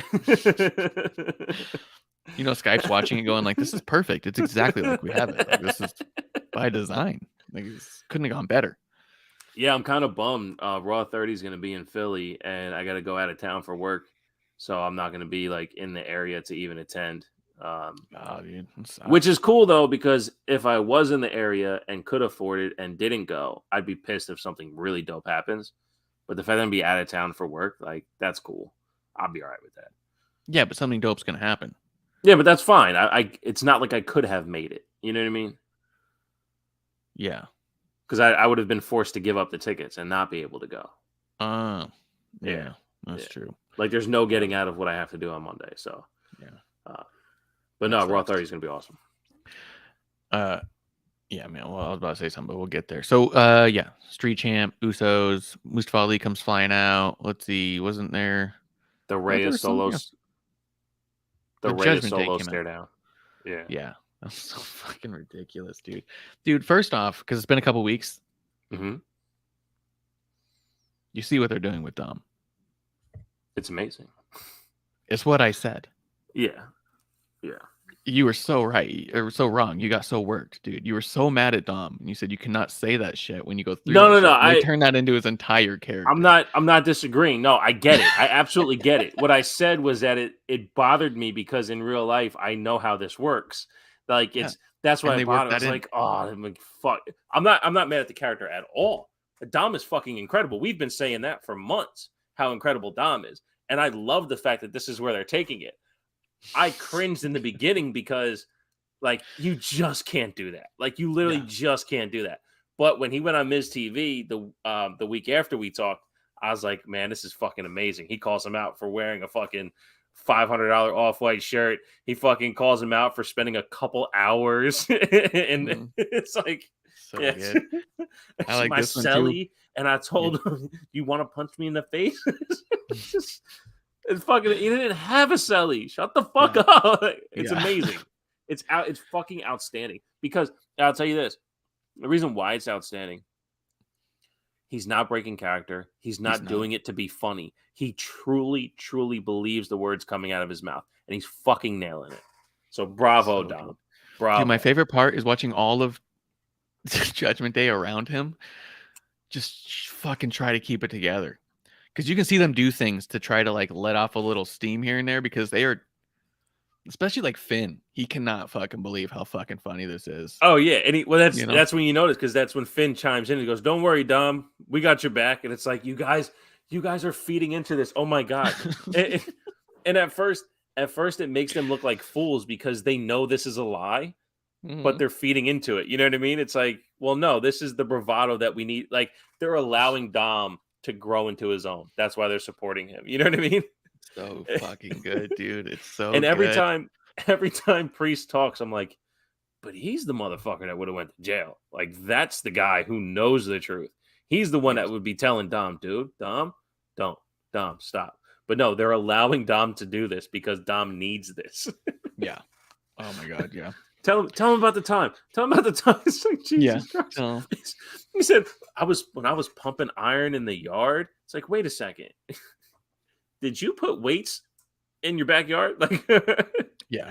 It's like you weren't even there long enough to have a yard to play. You wouldn't have had a yard time. It wouldn't happen. There's no yard on intake. Blue Boyd says, producer lady dying at the Usos saying Vatos. Yeah. When the Usos cut their promo back on him, and they started just ripping and going to the whole Spanish thing and everything. Oh yeah. We were just dying. They killed it. Dom sitting there being like, you guys wouldn't last a second. The Usos are perfect. Man. The Usos are fucking perfect. How do they? Yeah. This is why the Usos are the greatest tag team of all time. Number one, they're the best wrestlers in tag team history, like as in wrestling. But the way that they shit on Dom, but also allowed his character to maintain credibility, by mocking it, but also not calling him fake, not calling him, a fuckboy or anything like that. It basically is like, oh, this is who you are. We're gonna mock you because you're gonna go all Conan and shit now. Like, it's fucking amazing. Yeah. No, there's like you said, he needs this. Yeah. Like if Dom doesn't have this, Dom's not gonna fight. You know what I mean? Like, it's amazing. Grim Reaper comes in. Hi. Hi. I wonder if he'll be here for the double header, man. It's got confirmation on the time we're doing the next one. It's gonna be a long day. So Nice. But yeah, dude, everything they're doing with Dom is perfect. And it's exactly like I said. As soon as you said like you were so mad at it, and I was like, that's why I loved it. Because as soon as he said it, I was just smiling like, you fucking stupid son of a bitch.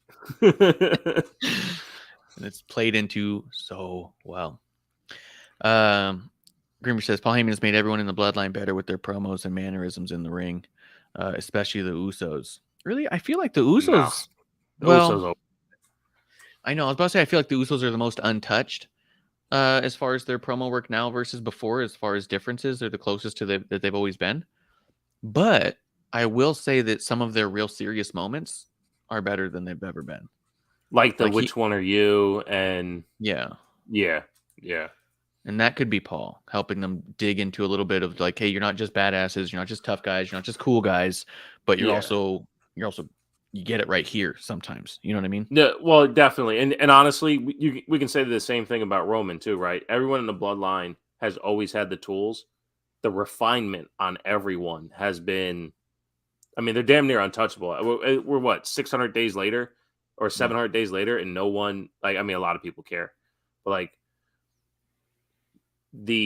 it's not stale. That's the thing. Like, everyone's character is like at 100 in the video game right now. There's nothing you can do. So they've also been able to raise the people around them, and then someone like Solo is flourishing.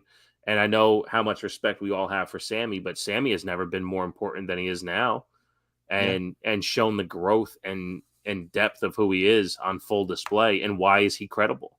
Sammy, who honestly,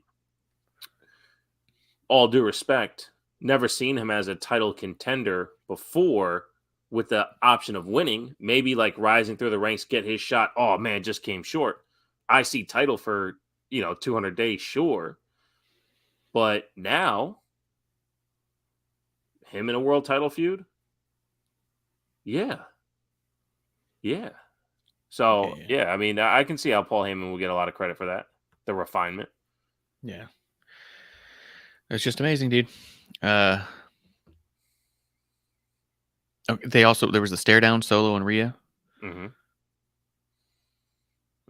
What's so weird about that is I'm like, what do we all want to happen here? Because like it's a cool shot and Rhea's smiling because she's like, you won't do it. But there's a part where it's like, I don't know. I don't know what you want to happen here. You know what I mean? Like, what are we teasing? Where are we going? And like, is it just a cool thing they did one time to make everyone look crazy? Well, that's the thing. And shouts to Justin because he says this all every week. Every week this happens on Raw, no matter who it is. He just goes, you know what? Somebody just needs to hit her. Like, it's not about condoning violence against women. It's, to your point, what are you expecting? Rhea can't just keep being a dick in everybody's face. Keep going, ha. No, somebody needs to just hit her. Kind of like when, I thought Solo was going to do it because remember when Nia went into the Royal Rumble? Dolph was like, fuck it, I'm a super kicker. Yeah. And the crowd went fucking nuts. When Solo took a step back, I go, oh my God, he's going to super kick her. This is going to be awesome. So there's a chance that this happens. And when it does, we're here for it because even the Tozawa match she had was fucking awesome. It was so much fun. It was done really well. But it was still done with but I'm not going to hit you aspect.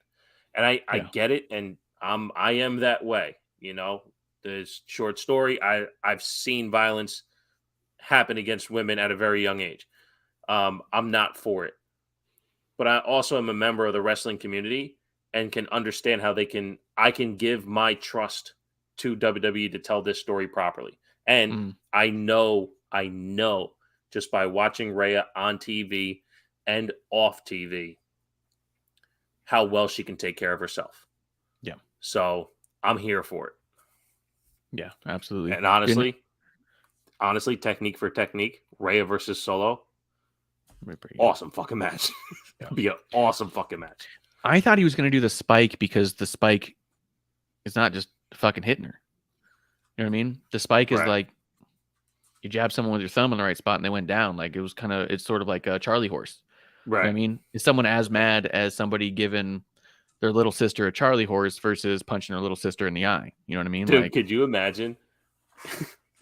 It's just a neck Charlie horse. He spikes her in the shoulder, right? Yeah. She does one of these next week, full on Cody bruise. Just Cody. Just Cody bruise. Full on Cody bruise the whole way from the Samoan spike. Playing it up like Dominic. She's got a sling and everything. Sling, cast. Yeah. Let's see. There was one other thing about that segment, and I don't remember what it was I was going to say, but I'm just going to move on, I suppose. Dude, Mustafa Ali on Raw. Yeah. The last couple times I've seen him, his character's real whiny, right?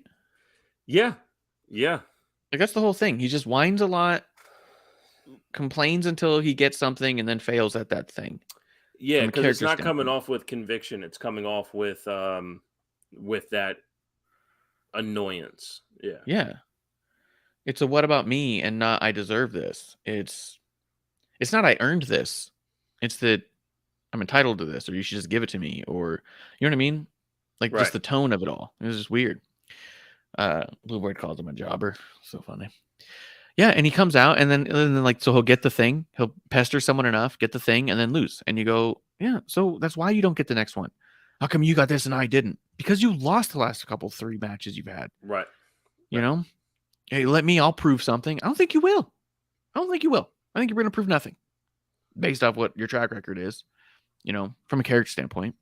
So it's just weird. I don't know what we're going to do with that.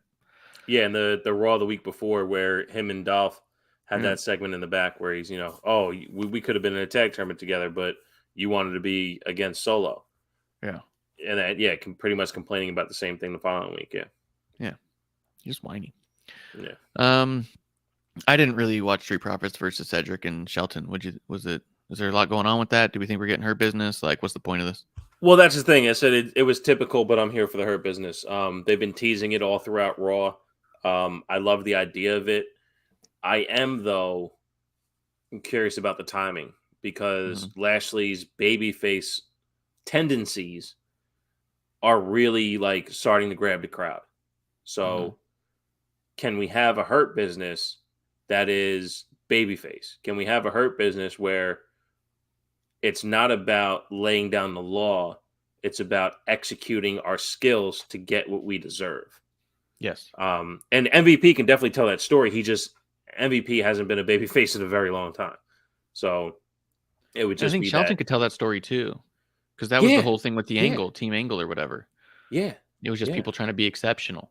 Well, and Cedric too, right? Cedric and his whole run in 205 Live was about being the standard bearer for wrestling itself. Yeah, for sure. You know, so they definitely have that ability. It's the MVP part. Not that I'm worried about. It's just that I haven't seen. He's a fantastic babyface in interviews. I mean, off screen, he's a fucking phenomenal human being. So I don't doubt they have the ability. I just haven't seen it. So a babyface Hurt Business, I think, would be awesome, especially if they know that they're stronger together than separate, for sure. Did you see the MVP tweet of the kid sitting next to him on the airplane? No, I didn't. It was like a selfie of MVP with this kid behind him, or it was just the kid with a sneaky little shot. And it said something like, on this flight back, this person was telling me about how I should stay out of prison and I wouldn't fare well there. And I look like the kind of person who wouldn't be able to handle it, and was trying to teach him to stay right, and encourage him to not get in any trouble because you don't want to see what he's seen. And he takes a picture and it's like this young, fluffy white boy, like chubby, cheeked and everything. And for a second, we're like, is he sitting next to Dom? Like, what the fuck? Yeah. Like a real life Dom. It was crazy. Yeah. That's funny. MVP and Elias. What's up? Go ahead. Before that match, though, was another fucking Cody promo. Yeah, dude, so good. It's gonna be so good. He's gonna come back and he's gonna like start over. It's gonna be perfect. We're gonna do it right this time. Start over, man. Just start from the beginning. Let's do it. Yeah. Dude, did you hear Nick Khan on with Ben Simmons? Because I saw that it happened, and I heard a couple quotes, but I haven't seen. Yeah. I heard. Well, I only heard the 5-minute clip that circulated Twitter. But in that is, Bill Simmons being a complete mark like he always is. So, is Cody going to take one of the titles off of Roman? And Nick Khan goes, well, it definitely seemed like it was heading that way. And I was just like, ugh, this is just what we're fucking doing. Look, Cody had 3 matches and the crowd was behind him.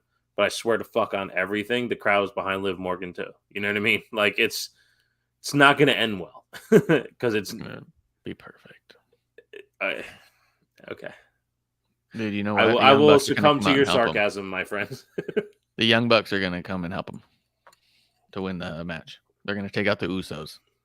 It's weird, man. It's weird how much everybody wants this, but nobody wants Cody. Like they don't want Cody.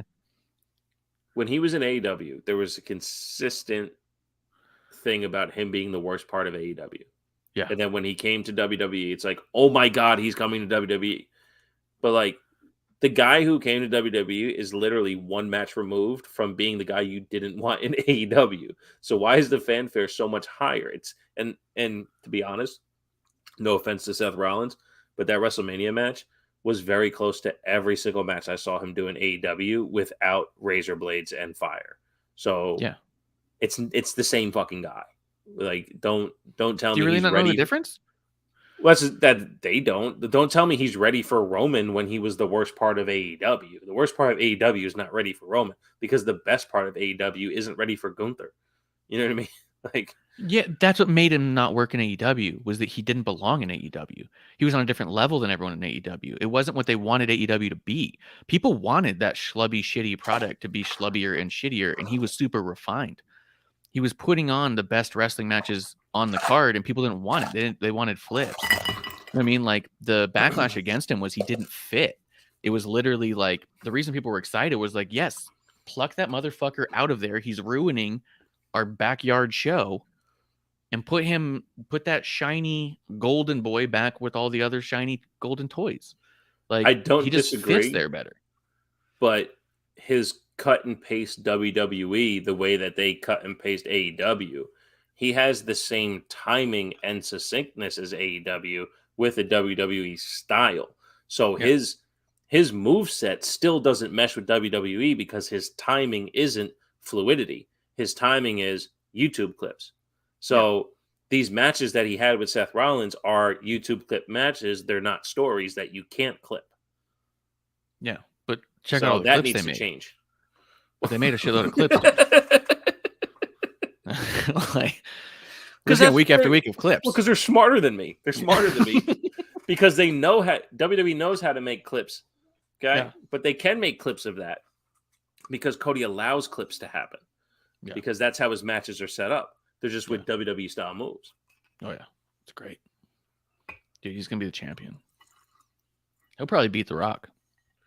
That's fine. Might as well. If you're gonna do one, you might as well do them all. Get him all. He'll beat Paul Heyman too.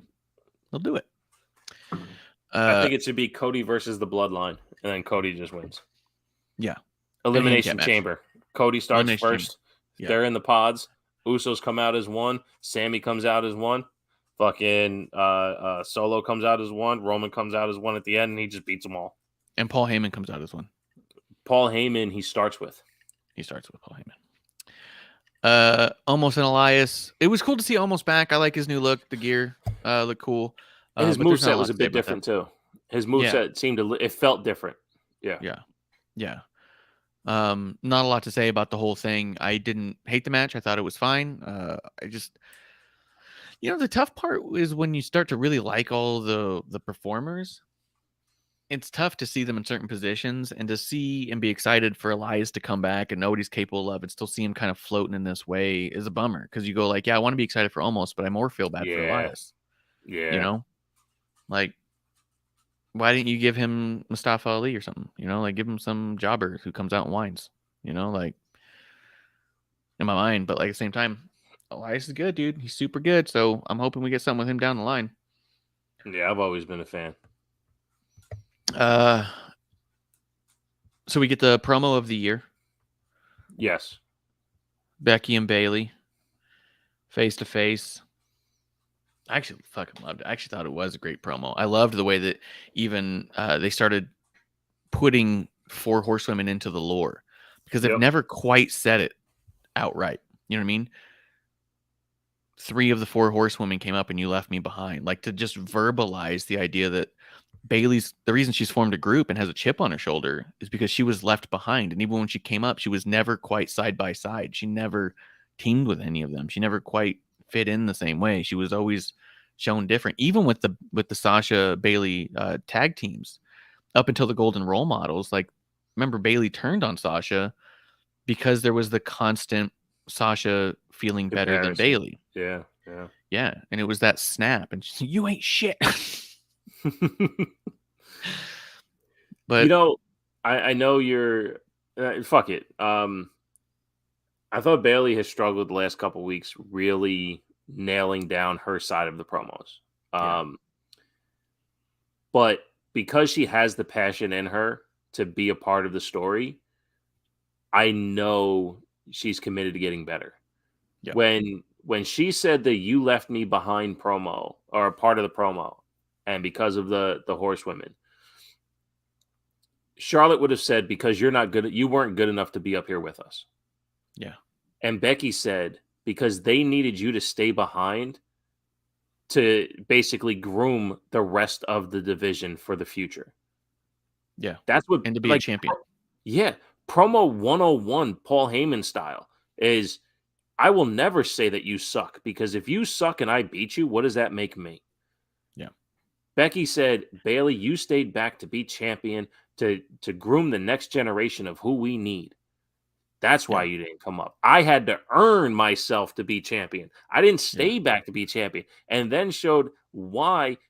Becky even said, I wasn't good enough to be up in front of you. Is basically what she said. That I wasn't good enough. And I had to show you. I had to show the world that I was good enough to be up here. I had to prove myself that I was good enough to be champion. It is fantastic. Fantastic. Yeah. Becky's the best. She is the GOAT on top of the mountain for sure. Yeah. And this is like my dream scenario, this whole thing. Here's in the chat says this isn't the normal show on this day. That's correct. This is yesterday's show today. But the normal show today will still happen today. It's going to happen in about an hour and 45 minutes. So you can always come back. Bear with us for a little bit longer, Carl. No worries. It'll be a short intermission. I'll be out of here in just a little bit. It'll be a short intermission. There'll be nachos, drinks at the counter, pretzels, complimentary.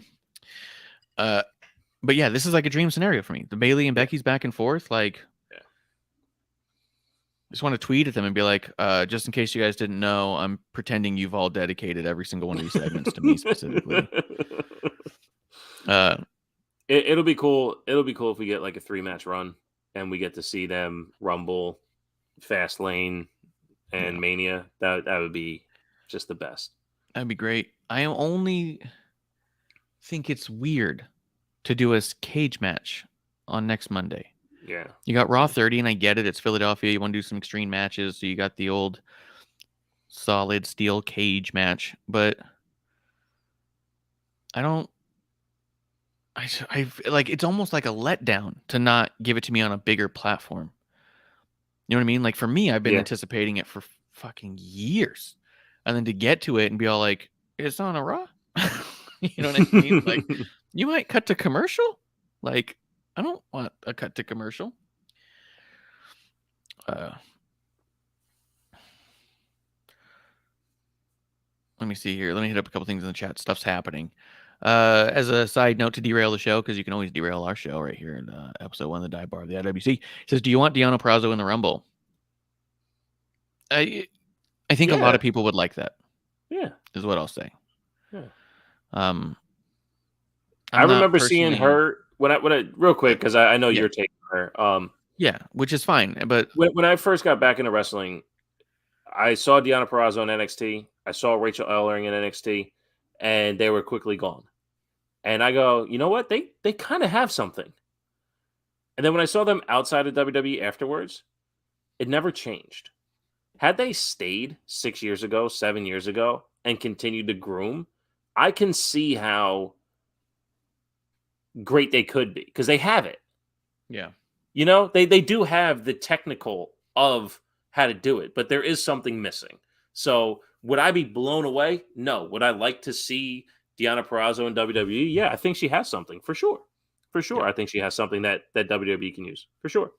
I think so. And I think that for the rumors, whatever, innuendo, whatever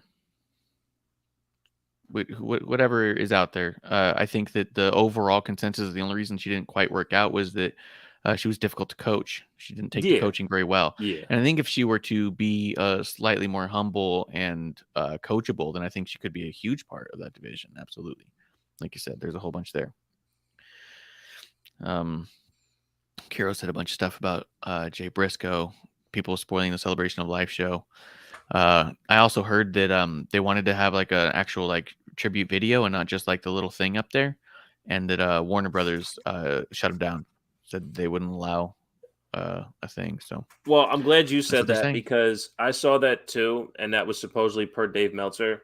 And when Dave Meltzer had tweeted about Jay Briscoe, his initial tweet of the loss of life included the wrong location. He put it in Laurel, Maryland, not Laurel, Delaware. And it's been my most touched upon tweet in the IWC with more likes than negative comments because everyone who commented said something negative, but there's way more likes on it. And I basically just said to Dave, this is why you're a detriment to the IWC, because in even the most serious moments, you don't take the time to get all your facts correct. Yeah. Yes, it's small. The states are next to each other. Delaware is right next to Maryland. But it's also not true what you are saying. Yes. And it's been the consistency of this gentleman for years to not put out the entire truth. And he stands behind his incredible statue of misinformation by saying that this changed or that wasn't the original plan or what have you. Bottom line is he doesn't do the work to present all the information. Yeah. Whenever I said something, because there's a group chat that I'm in on Twitter, it's just, retweet our podcast group. I'm in Delaware. The accident was 45 minutes from me. I waited for the Delaware State Police to issue their report before I said anything about it because they're the ones that know. Like, yes, the family knows, but like publicly, they're the ones that know. Mm-hmm. And if the state police hasn't finished their investigation, then nobody knows shit, man. Like, unfortunately, some asshole put out there that word is that his wife was involved had passed away as well. She wasn't even in the car. Yeah. What are you guys doing? Put out the right information. And Dave is the beginning of all of it. That's why I'm saying this. And that's why I said it then. There's people coming at me. It's the wrong time. Mind your business. You got a fucked up podcast, whatever they wanted to say about me. I didn't look at any of it for the sake of, if somebody said something positive, I was willing to say something. Well, once I saw like 2 or 3 things were just negative comments, I said, fuck it. But I had to say something to Dave, and I doubt he saw it because whatever. But like, this is the time where you wait 5 fucking seconds and you get your facts right. Yeah, you're more inclined to be the first one to say a thing than to be the first one to be right or to be accurate in something that's that serious. I'd rather a dozen people tweet out before me that something happened than to be. I mean, you ever watch that show Newsroom? A while ago, yeah. There's a whole episode about that, about how there was a bunch of stuff breaking about this crazy traumatic event, and a bunch of people were starting to report stuff, and the head of the news thing was saying we need to get on air with this stuff, and the head of it was saying I can't confirm it. And it was this whole episode about how important it is to get the facts straight before you just go reporting. And it was about how so many things got escalated. People end up getting attacked in this thing because it's TV. You got to escalate things a little bit, right? And then at the end of the day, those reports were wrong, and they were the first news agency to report on it and be correct. And that's what made them the kind of news agency you could get behind and trust, because it wasn't about being the first. It's not about being the loudest. It's about being the most correct. And that's how you build longevity, except Dave's done the opposite. He's just been the loudest and the most double talky to be able to convince people that he's right enough, Yeah, 1,000%, 1,000%, and that's again why it's so important to. Yeah. Yeah, Kiro says Bishop yeah, had the same take on the initial report, basically, as I did about Celebration of Life show. Yeah. yeah. It's just it's all sad. It's all sad, and it's terrible that people don't care enough. They, like you said, they want to be there. They don't care about being right. Yeah, absolutely. They just want to be the one that you go to, and they don't care if you're right, and you don't care if they're right either, and that's what's sick.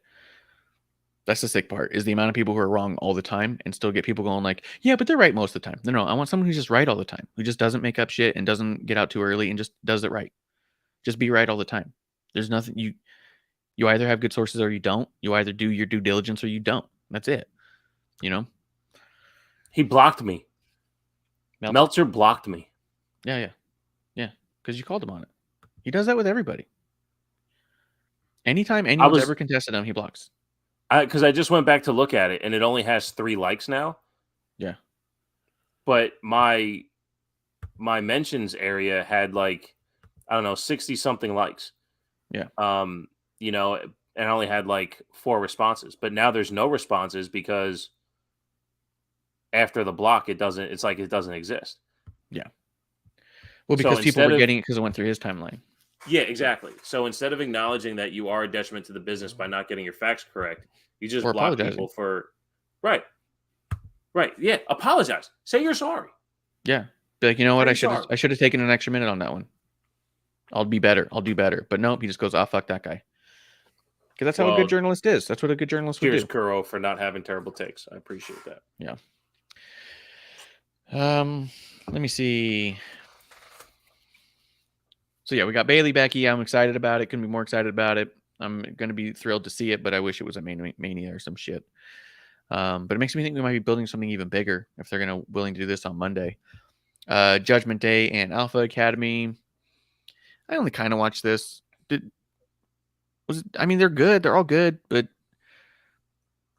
I can't imagine Alpha Academy would win, right? No, they didn't. But it's the babyface turn for Alpha Academy. It's the second week in a row that their Otis did the Caterpillar. Okay. So we're gearing towards that. And honestly, Gable's still getting his shoes in and the thank you. Yeah, but he's doing it charmingly, not as much of a dick. So good. Yeah, and being able to, and that's to your point of so good, being able to maintain character and essence, so not having to change completely to go babyface is awesome. Yeah. Io Sky versus Mia Yim, I thought was really weird because it seemed like their focus was on Candice LeRae. Yeah, and I wasn't a big fan of that. Yeah, because even afterwards, Candice has to be the one to raise the hand and shit. Like, yep, Candice had her music play before Mia even made it to the ring. I think we saw more of Candice's intro than we saw of Mia's. I just didn't like the idea that they're bringing out Mia to be second fiddle to Candice during a time where we're still trying to figure out who Mia is, what she's doing. We're still trying to find out. They pulled her away from the OC. Yeah, which I don't think she'll be permanently away from them. I think it has to do with the injury for AJ. I don't disagree. But at the same time, they're just trying to give her something to do. So I don't mind her having matches and, have random matches with random people. That's cool. I don't care. Like the EO match, cool. But the Bailey match from the week before. Yeah. But the focus on Candice, not a fan. Yeah. No, and that's to your point. Because even when Candice was out there, commentary wasn't explaining their illustrious friendship. They were doing the match. Plus, it might have been the Bailey match where they go, well, and you'll see why, you'll see in Mi Chin what the OC saw in her, not why her and Candice are friends, yeah. So it's definitely odd. Yeah. So, the Alexa Bliss Bianca thing we talked about. Bronson Reed versus Akira Tozawa. It was just cool to see Bronson doing this Bronson stuff, getting that out. And then them creating a distance between Bronson and Miz already. Yeah. You know what I mean? Was a great way to do it with that promo the week before. Yeah. Yeah. Where it's like, I don't like you. I don't know you. But if you pay me, I'll beat someone up. You know, hired hitman. Right. All right. And again, he doesn't feel gratuitous. He doesn't feel like they're trying to Braun Strowman this with 3 jobbers, give him the Akira Tozawa match. It was a fun match. That was great. And you got to see a lot of Bronson Reed, and what he's capable of. Yeah, I'm cool with it. And he translates too. He's another one he's a big dude, but he's not he's not a super heavyweight, but he's a big dude. But he looks good on the main roster, so that's good. Yeah. He looks great there, and the Tsunami looks so fucking good every time. Yeah. I flinch, dude. I cringe. I'm like, fuck. He's a beast. Yeah. Absolute beast. Yeah. And then there was the main event, the elimination match with a whole bunch of people: Seth Rollins, Bobby, Baron, Finn, Miz, Dolph, with Austin Theory on commentary, all leading up to Bobby Lashley getting the win. So he's going to go for the United States title against Austin Theory, I believe, on Raw 30. Yep. I mean, I just thought it was a good match. I don't know what to say about it. It was laid out well. No, not really. I mean, it was laid out well. The way the eliminations happened within the match, they all made sense. So yeah. It's not like there was something fucked up, but that's the thing. Like we get lost in so many things that when we get something executed really well, you just go, well, fucking right. We ended Raw on a good note. Let's go. Yeah. Damn right. Yeah. There's only one thing that stood out, and it was Austin Theory on commentary. He said, "Look at all these guys. I feel like I grew up watching them." And Baron Corbin was the only one he didn't grow up watching. It's so That's crazy. Seth Rollins, Lashley, Balor, Miz, Dolph. Yeah, dude, they're all fucking 15 years in. 20 years. Did you see crazy. The tweet that came out said Miz and Dolph have wrestled each other at least once every year from 2009 to this year, to 2023. So at least once a year for the last 15 years. How awesome is that? They better be comfortable with each other in there. I mean, that was the story that really sold me on the Miz, was the two of them going after each other. It was a story that sold me on Dolph. That's fair too. Really? Like the IC title thing with the if I can't get the title, I'm gonna retire. Yeah. Dude, I was behind Dolph. I was into him. I was like, fuck yeah. That was one that I bought in, yeah. Well, that's to the same feud made me realize that Miz wasn't just there because he wanted to be a wrestler. It was Miz is a wrestler. Yeah. He was no longer the real world guy to me. He was like, no, this is who Mike Mizanin is. He isn't the real world guy that became a wrestler. He was a wrestler who hadn't made it yet. But he's a fucking wrestler. That's what that feud meant to me, for sure. Yeah. He's a legit wrestling.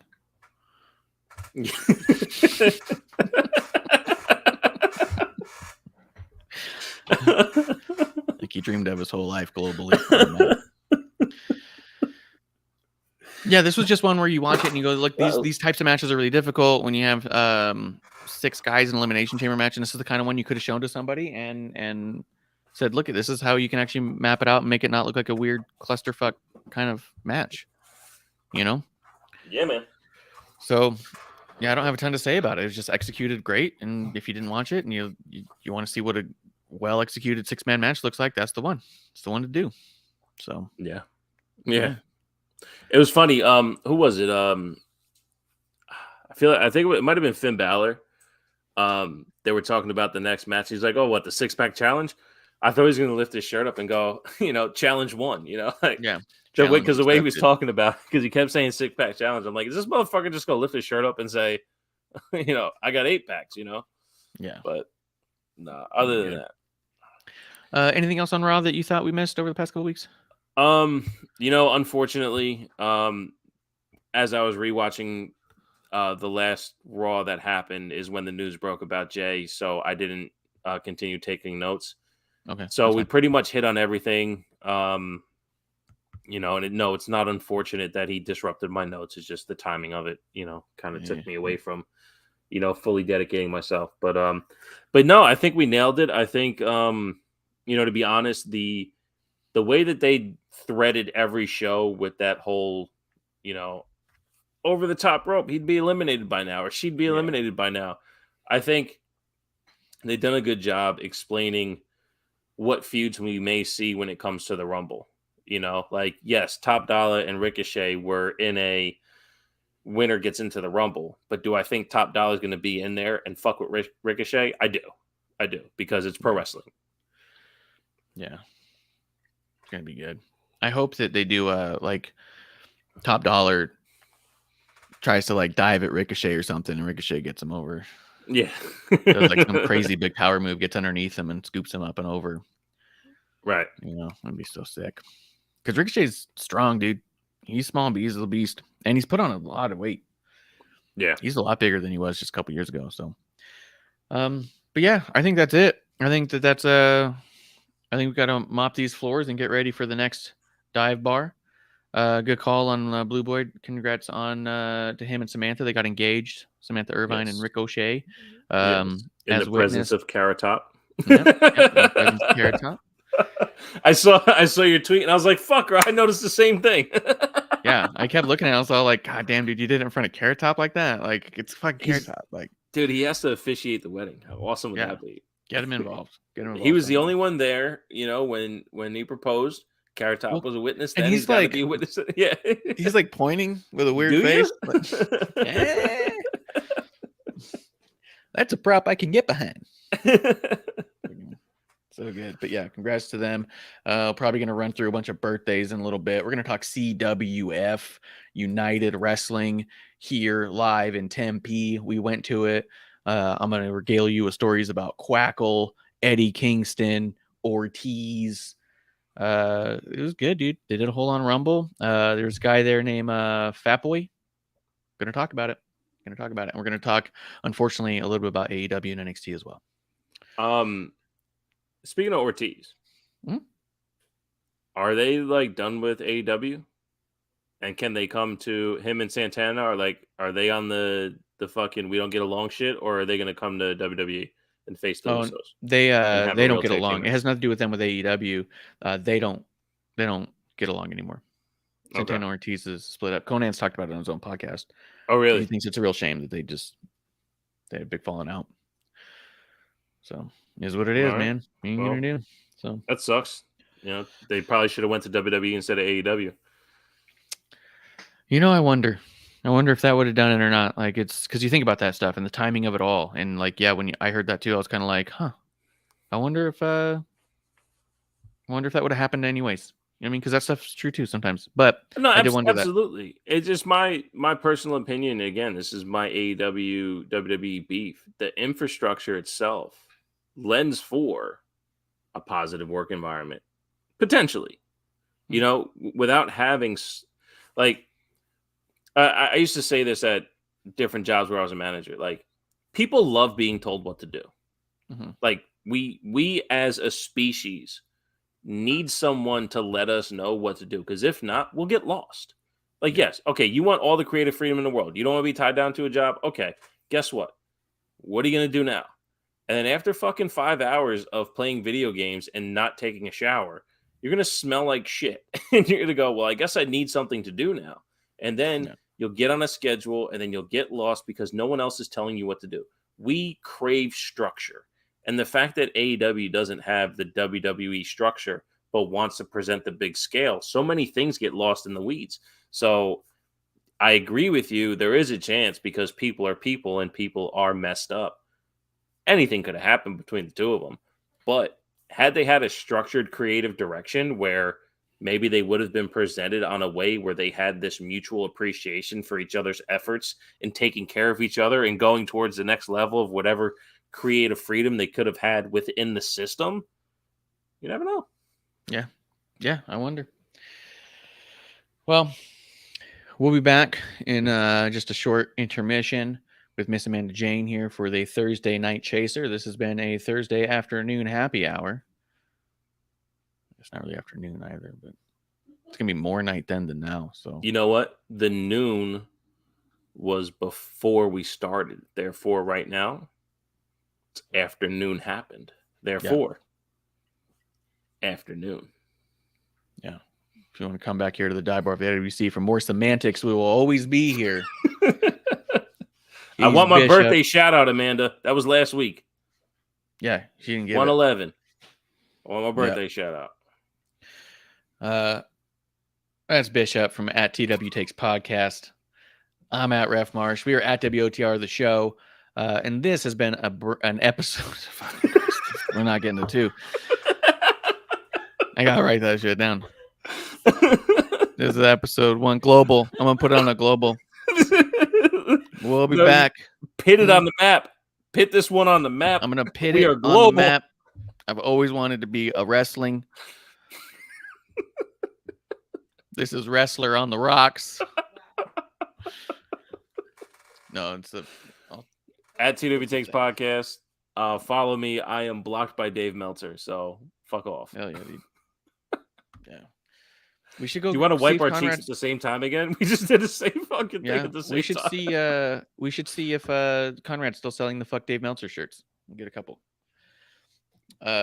So You would know. I don't know. guys, we'll be back in just a couple hours right here in the dive bar of the AWC for brand new episode 1.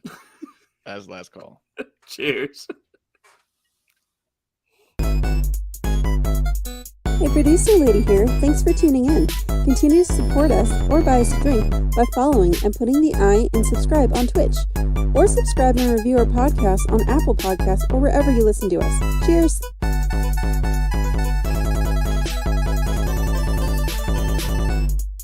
I would never have a drink with Wrestling on the Rocks.